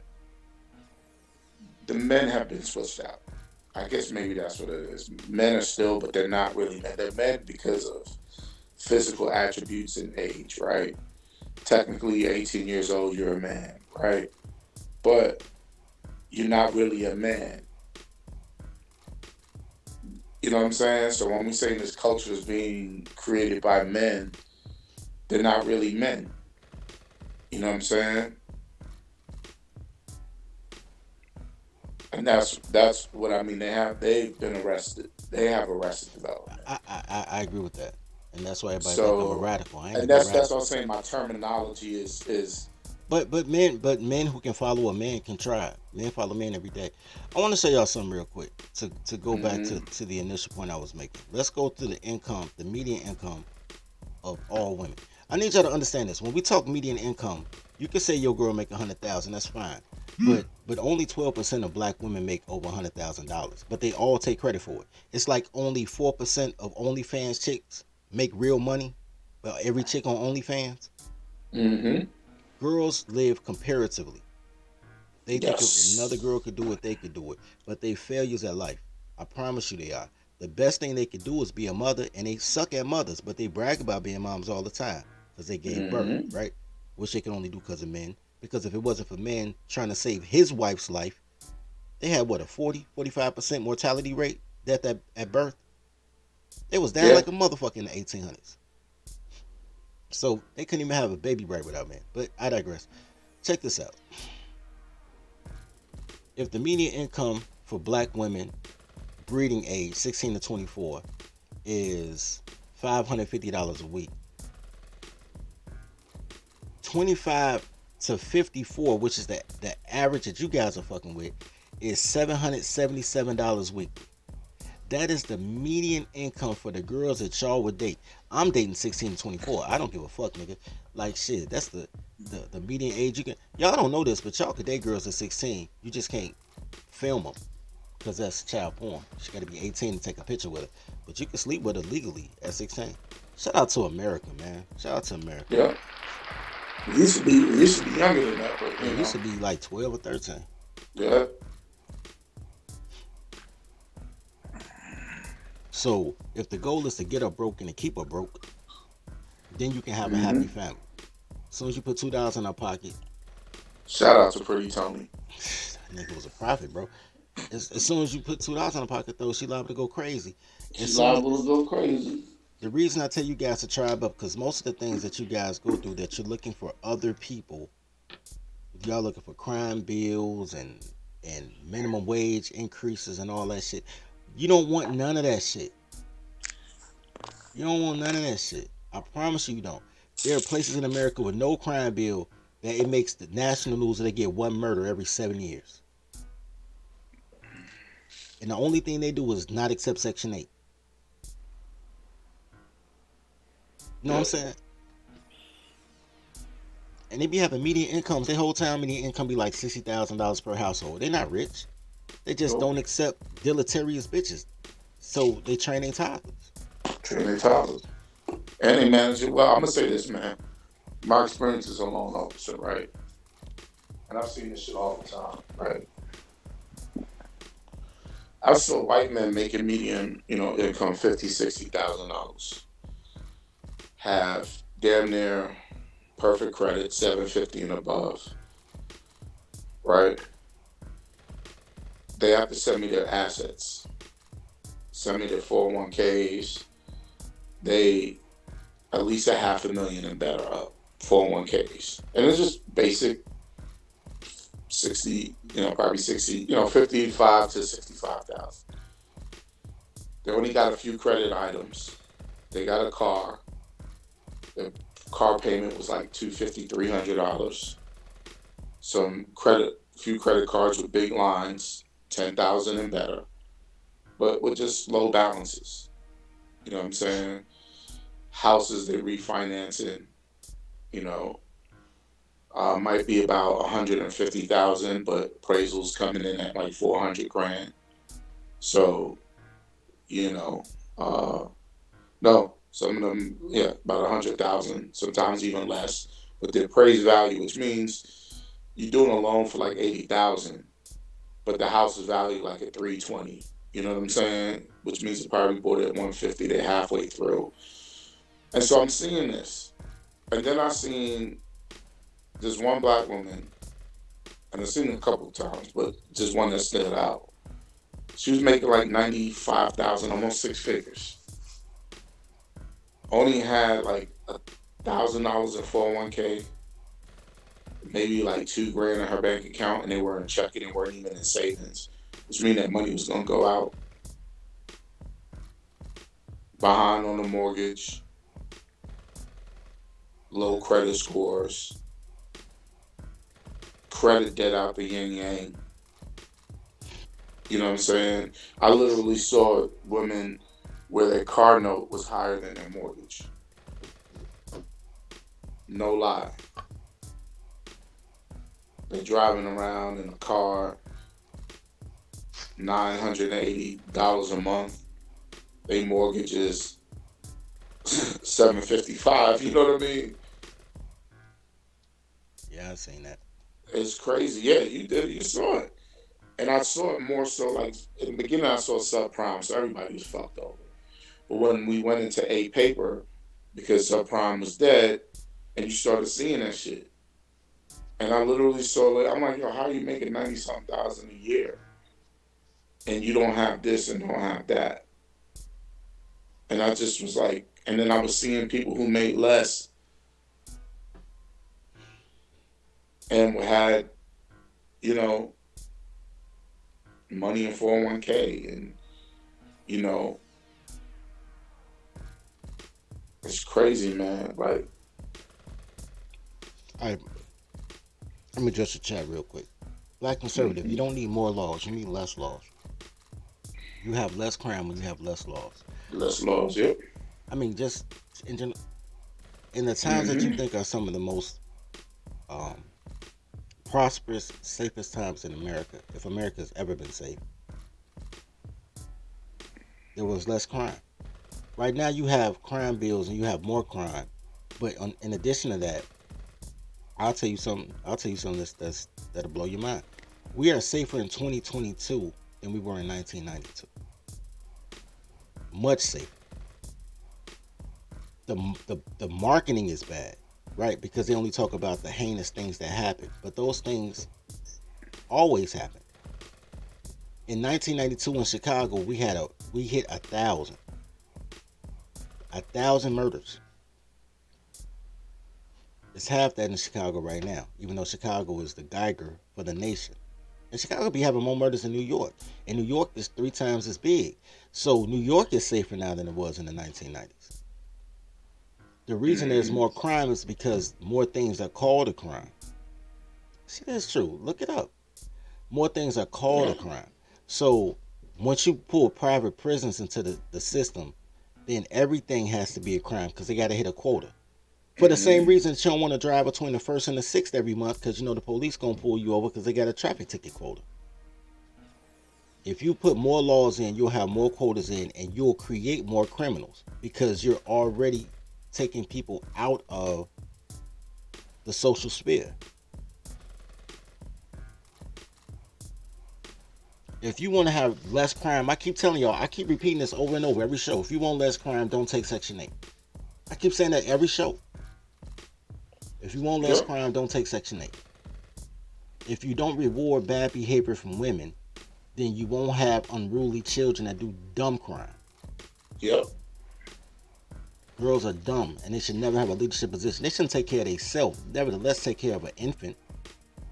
Man. How you feel about this money making Mitch? Oh, it's all truth. No, I'm just listening, absorbing the game. You know, need to send my daycare fees, soaking up all this wisdom for free. You know, need to feel they need to pay for it. But yeah, they can't take care of themselves, and if they do, if toddlers do create a culture, it's a culture of disrespect, disrepair, dysfunction, and that's what they pass on. And so if you, like you're saying, if you take away Section 8 housing, that cuts out a big source of problems.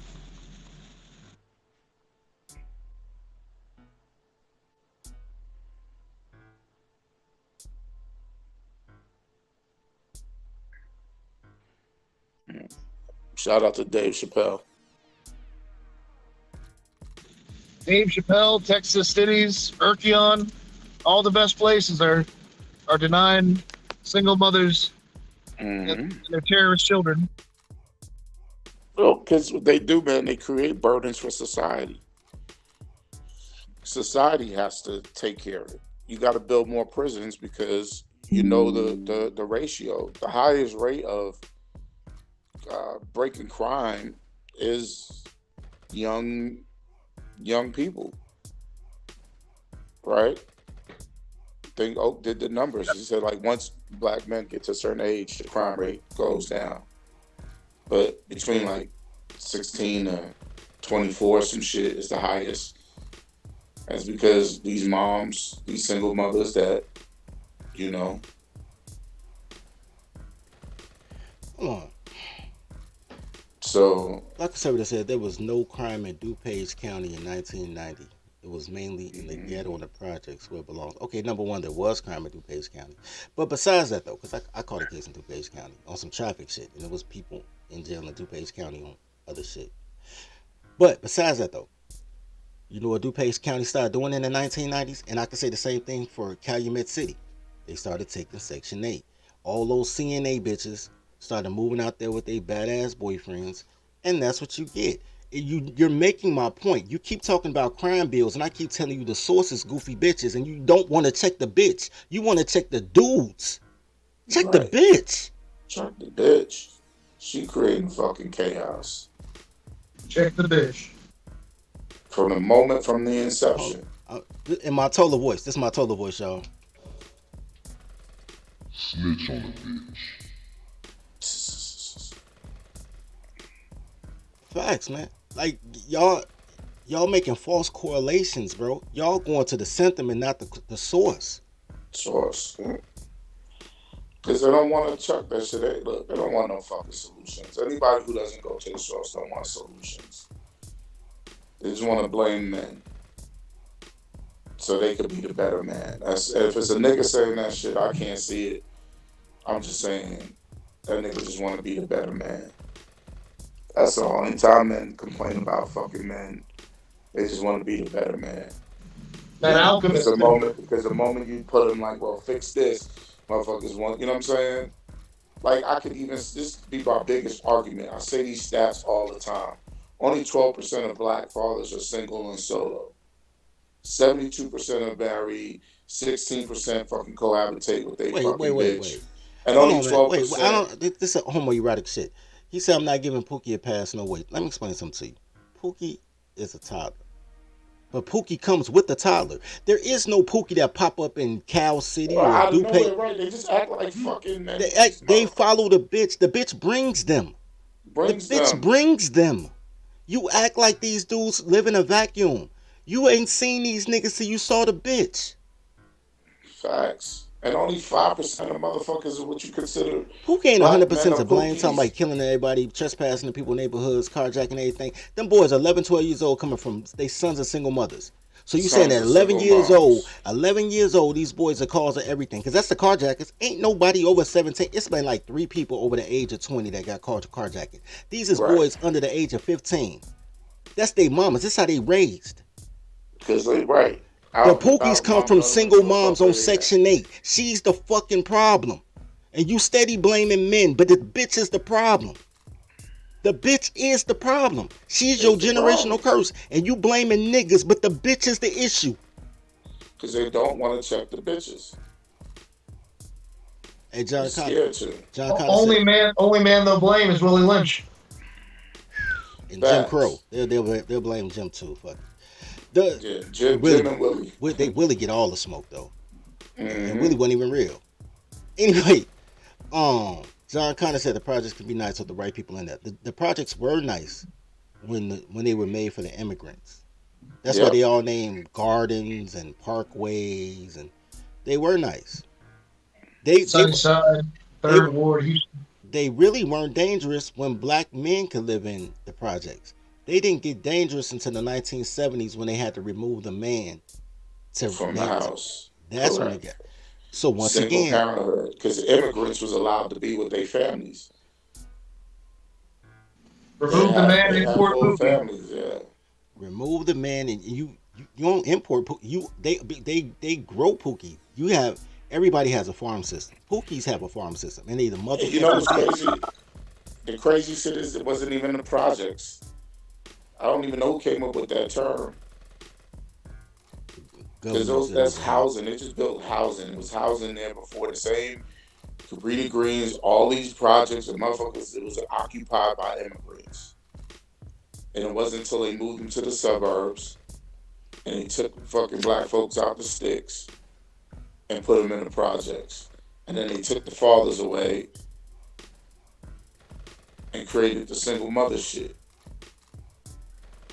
But partially it was the single mothers who wanted that shit. They couldn't do it with the immigrants because the immigrants would rather be homeless than to fucking leave their husband. Same thing with the Hispanic women right now, who are the Same least. thing, yeah. And a lot of them will live together. They will live together. They will be like, you know what? The husbands will stay in one room, the wives will stay in the other, and the children will stay in the other. Before they break up the fucking family. They will rather do that shit. I was watching something and dude was saying how like some immigrant dude was like, yo, that's what we would do. So they would have like a 3-bedroom apartment, and the wives would be in one room, the husbands would be in another, and the children would be in another. And they'll work together to get themselves out of it. They'll rather be together as a family than that. It will not go without. These black women follow feminism. The moment that shit, everybody can say this, as soon as this shit was on the table, fucking Coretta Scott King, all of them taking fucking pictures with Gloria Steinem, the operative to push that shit. Black women could not wait to fucking be feminists. There's no loyalty, man. There's none. But they want undeniable loyalty from fucking black men. Listen to the conversation. A black girl would simply tell you she could go swirl and get with a white man. But the moment a black man get with a white woman, oh, he's weak, he this, he that. Wait a minute, didn't you say it was cool for you? That's the crazy shit. And you see it all the time. They'll be okay to swirl. They can talk about Brad Pitt and whatever attractive white guys at that moment. But the moment a black man say he want to get with a white woman or attractive, oh, you like that? You da da da da da. No loyalty to you, but want extreme loyalty to them. And then that's all they give it. And then motherfuckers don't want, like, yo, as soon as motherfucker tell me he blaming men, I know he don't want the solution. He just want to be the better man. That's all he want to be, is a better man. I don't want no fucking solution. Because the solution is the fucking source. Wants to be the better man on his album. Always. For nothing. For nothing. That doesn't win anything. Just get a badge of fucking honor. Blame the man. I get the same badge of honor by going buying a pack of Here's the thing. Getting a free fucking tattoo. Here's the thing. You can blame the man and not blame the woman, but still not fuck with the woman in your passport game. So in your heart, you know it's the bitch. But you're still gonna do. But check this out. I'm doing this for Elijah. Elijah, I need you to.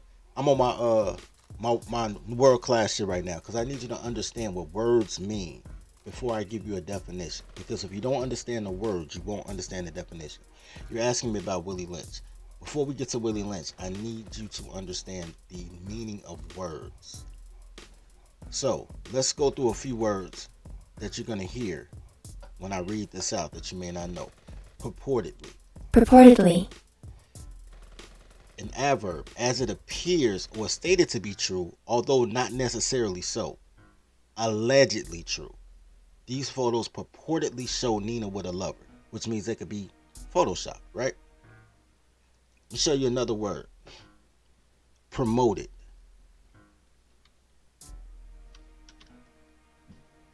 Promote.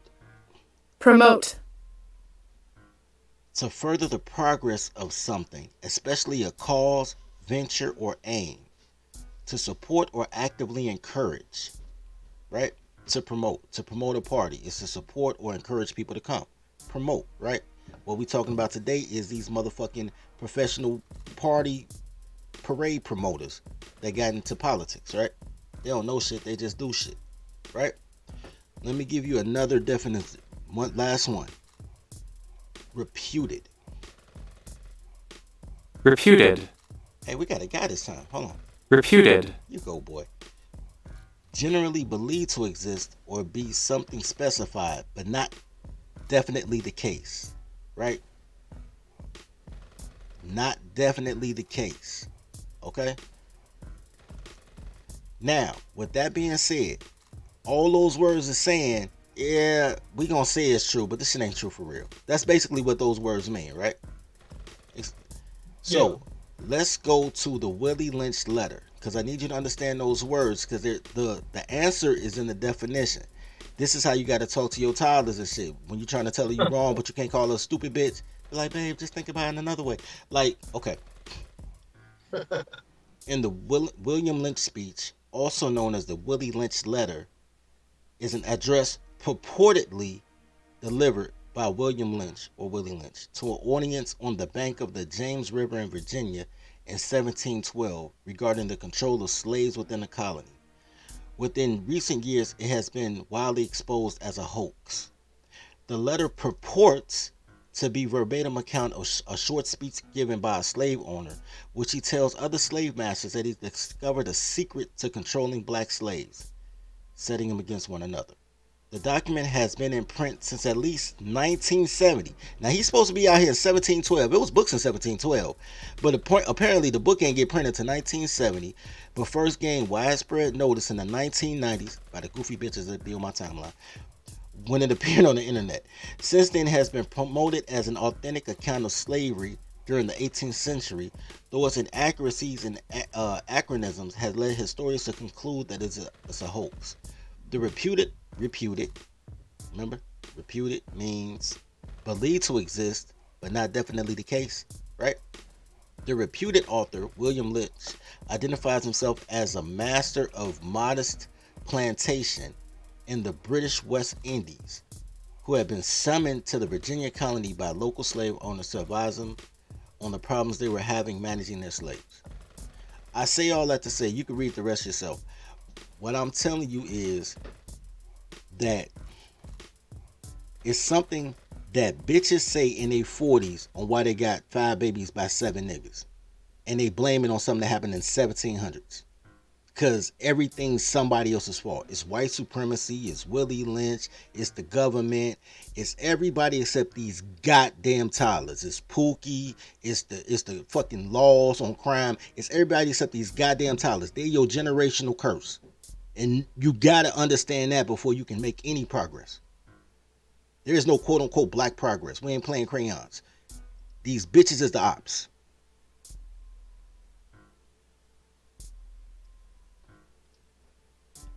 Anyway, pussy is delicious though. Pussy is delicious. Oak pointed that shit out, but we talked about that shit about a month ago. Oak pointed that shit out because it was coming from a conversation. You always talk about these things, well, generational wealth, but I'm like, you're the one who's fucking it up. Because the moment you get rid of the dad, you just threw away generational wealth. How you gonna have generational wealth without the father in the house? Like us up as y'all get in, man. Let's get these likes up, bro. We got Gorilla P and Money Making Mitch in here, man. You know what I'm saying? Get these likes up, y'all. Quit being Tylers. Mama, that? On talk your talk, man. That shit is crazy, man. You know, we just look. This is why Dave Chappelle went out of his way to shut down that shit. He said, fuck all that bullshit. You ain't bringing these fucking hood boogers in here with these damn Section 8 situations. Yeah. These goofy bitches are generational curse. They are. Motherfuckers will blame their children but won't blame them. Right. That's crazy. Anyway. Yeah. Blame your children, blame Pookie, blame white supremacy, blame Willie Lynch. Everyone except the toddler. All the mental gymnastics and triathlons to avoid pointing the finger at the toddler and hurting her feelings. I'll tell you something, man. I can tell you that shit firsthand. And I used to hear it a lot from my son's mother. She's like, oh, he's this, he's that. Like, she complained when my son don't perform at a certain level. She was light. And I'm like, well, aren't you the one who take pride in raising him and act like he did it by himself, even though a goofy ass did? Right? And I'm like, well, all he is what you raise him to be. And she shuts up every time I say that shit. I'm like, well, you raise him to be that way. How else is he gonna be that way? Children just don't fucking raise themselves. Well, they do with, Gen X, but even then, we had big homies. We got it from somewhere. Right, but when we did raise ourselves, we had to go against.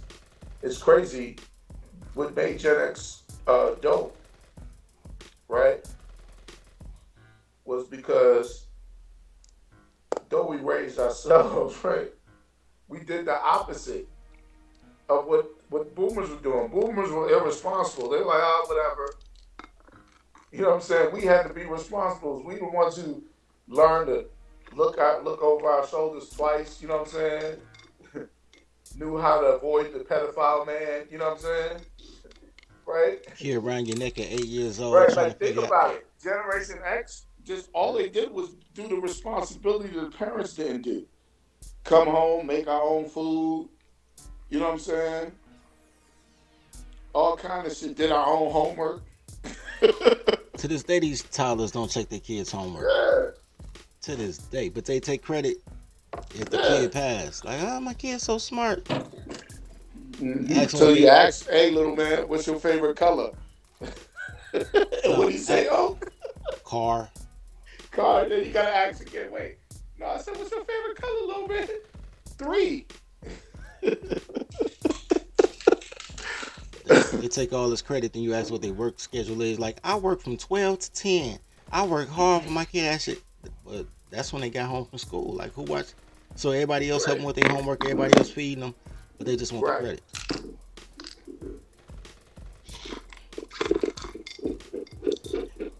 Look, if you eliminate the Pookie, then you don't get Malcolm X. Y'all worship a Pookie. The problem is not the Pookie. I mean, Pookie is a problem. Pookie is a problem. But the problem is the bitch. Like, you don't get the Pookie without the goofy bitch. I'm gonna go through these stats again. Only 12% of black fathers are single and solo. Right?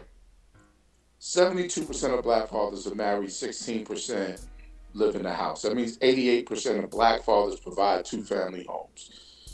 Only 12% don't, because they're just not in that house. And out of 12%, 4 to 5% of that are your Pookies. The rest are still active dads, they're just active outside of the home. They get their kids, they do this, they participate, they pay child support, they do all of that shit. The Pookies y'all talking about are only 5% of 5 or 6% of fathers. Well, 5 or 6% of people. If every man with a gun was a killer, there'd be no people, right? Right. If it's the argument of you try to legislate things and you'll fuck it up. If you legislate gun laws, you're taking guns out of the hands of people who wouldn't ever kill anybody, but the criminal's still gonna have guns. So you're disarming, which increases crime, right? Because they know you ain't got no heater. Yeah. You know what I'm saying? The unintentional consequences of legislation. You can't legislate. Especially people that can't admit that they're wrong. Right. And you can't legislate morality.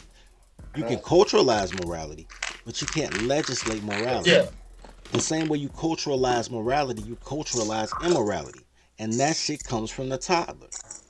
Come on, toddler, yeah. I want to finish on this. Culture of toddlers, culture of immorality. 56% of black mothers are fucking single and solo. 37% are married, and only 8% cohabitate. So how are you blaming the Pookies when they only make up 5% of the black? You know what I'm saying? While these bitches, 56%. How 50%? 56%. That's more than half are single mothers. And then you go to race, the next race after that, it's lowered dramatically. The highest rate of single motherhood, I think, after black women is definitely Hispanic, and their rate is at something like at tops 20 to 21%. That's a vast difference. And white women are somewhere between 15 and 16%, maybe 17%. And then Asian women are like 6%. So my thing is like, so I'm saying these numbers is how can you blame these dudes, these Pookies? Like the bitch gotta give him access to fuck. She's allowing that shit. gonna show you guys a chart. She's allowing that shit. And the reason why she allows it that shit, because she don't want no fucking order. She don't want no structure. She likes the chaos. And she need the fucking money. Because let's be honest, these bitches won't be put on unless it was a fucking man. Even through fucking Section 8 and government assistance, it take a man to put her on. Because she can't get shit without a baby. Humans are inherently violent, right? Yeah, and she can't even, here's the shit, she can't even fuck the boss to get a promotion or a pay raise. Because she's more worried about leaving work fucking early. A lot of these numbers have to be prorated, right? Because you don't really, I'm about to give you a chart. A lot of these numbers have to be prorated because you can't, once you get locked up for murder, you be in it for life for 25 years, something like that. So some of these numbers overlap. There's 2,600 murders in America per year. 2,600. Then there are 500,000 abortions. These bitches is killing babies at a rapid rate. But there's 2,600 murders per year in America, in a country of, what, 300 million? So we're talking one less than, what's it, 1/100th of a percent? So a lot of these numbers are overlap. But let's check out these numbers. We talking about the Pookie laws that you wanna enact for carjackers and things of that nature, right? Let's start there. Let's start with the carjackers. Hey fellas, I gotta run. All right. But as always, good being on the channel. Money Making Mitch. Take it easy. Oh yeah, my main man, Cocaine O, because he's looking straight cocaine with the all white on. Yeah, I'm gonna say this number right out. All right, so check this out. Other can be any crime, right? DUI, people drinking behind the wheel. Yeah. 28,000. Weapons, that's a UUW, which means you have a weapon, but you don't have a license for your weapon. But you ain't killed nobody. You just got a weapon.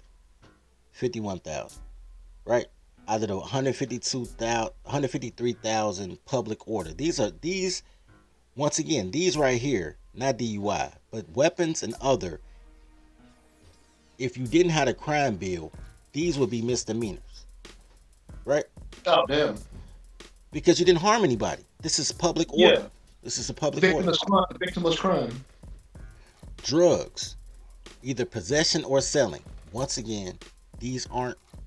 Nobody sells drugs to people that don't buy drugs. Nobody makes you take a drug, right? So you either chose to sell or chose to use, right? Yeah. Which they have dispensaries all over America now, but they lock people up. And with the whole Brittany Griner shit, people should be worried about the people that are in America that have, like, you know, their pound crimes or ounces crimes or whatever. People that are serving years. You know, if we're going to talk about, I think Brittany Griner should be free. I also think all the people in, prison for those kind of drug charges should be free as well. 206,000 people in jail over drug offenses, either users or sellers. Property damage, which is what he's blaming the Pookies on. Okay, 250,000 people do property damage, which burglary, larceny, car theft, fraud, and other, right? Steal your checks out your mailbox, whatever. When it comes to violent crimes, 697,000 out of the 1,300,000 people, which is roughly half, right? Half of the people in jail are in jail on violent crimes, but violent crimes are layered because you're in jail anywhere between three years to life, right? So murder is 171,700, right? Yeah. Negligent manslaughter, accidental death, is 17,000. So 1/10 of what intentional murder is. Rape, sexual assault is 163,000, and I don't believe that chart because I don't think these bitches be getting raped, yo. I really don't. Robbery is 168,000. I can see that. Aggravated simple assault. Aggravated simple assault is honestly a misdemeanor, but it's a violent crime. So if you fight somebody or you hit them with a rake, this is aggravated simple assault, 134,000, and then others 42,000. So if you're going to kill someone, whatever the premeditated or precipitated things that come to a murder, you should go to jail. Most Pookies ain't murderers. And I'm not pro Pookie. I'm not defending Pookie. I'm just saying most people aren't murderers. Yeah. In Chicago, they talk about murders in Chicago, but when I did the numbers on it, it was 6/100ths of 1% of people in Chicago do murders. Because people that do murders are normally serial killers. It's not one shot, one kill. You know what I mean? Yeah. It's like, yo, I do this, son. You know what I'm saying? Repeat offenders. And people know who it is because that's the people that you call when you in trouble. Like, yo, man, I'm gonna go get my cousin. He a killer. Like, you know who the murderers are, right? So it's Kim Fox probably knows who they are. Not charging them. Yeah, pretty much. So we talking about violent criminals are 6/1000ths of 1%. They should be incarcerated. They really should. Yeah. I don't denote that. All these crimes at the bottom, bring back the chart. All these crimes at the bottom, when they start talking about things that would normally be misdemeanors without a crime bill, public orders, that's what you get. So once you have one of these, a DUI, a weapon charge, something like that, now you're not employable. So now you'll end up in this next chart, drugs, because you can't get a job because of some bullshit that should have been a misdemeanor. Or you're going to property, you'll be a burglar, a thief, a car thief, whatever. Right? Murder may come from that, but murder is the extreme, Yeah. and that's why murder is such a heinous crime. And over half of the people that's in there are over that. I want to see if they had it by a year. Oh, these fed. But they don't have it by a year. They got state, then they got fed.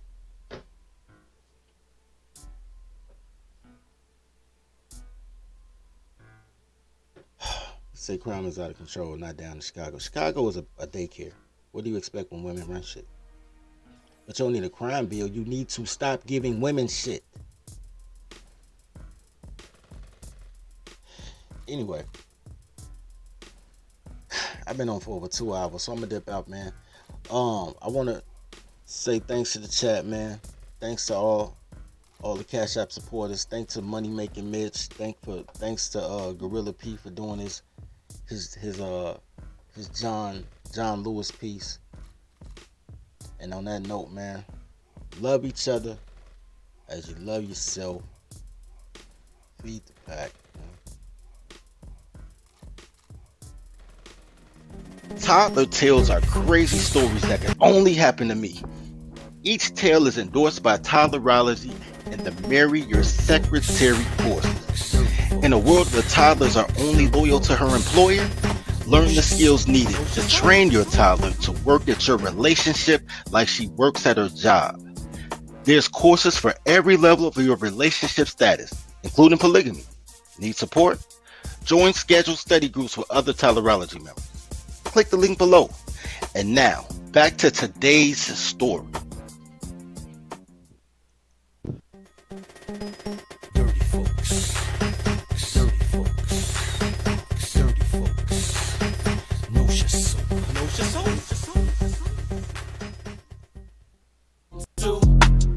The daycare. Welcome to the daycare. Welcome to the daycare. Welcome to the daycare. Stay your dyke mayors. They spray the pipes major. Don't play with your life, player. Or shake the dice, player. But if you got a quota, then stay away from toddlers. These bitches are fight promoters. Welcome to the daycare. Welcome to the daycare. Welcome to the daycare. Welcome to the daycare. Train your toddler. Please train your toddler. Whippings, timeouts, take her allowance. Cause on what she will destroy your life if you allow it. Fucking, I'm tired of rapping. Yo, low, bring in the choir. Welcome to the day.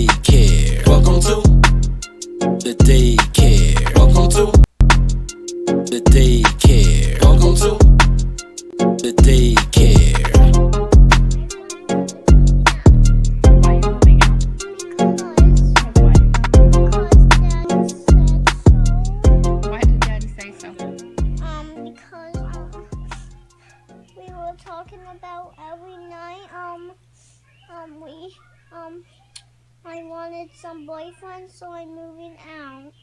Because Okay. Daddy told you you can't have a boyfriend in his house? So you're moving out? Yes.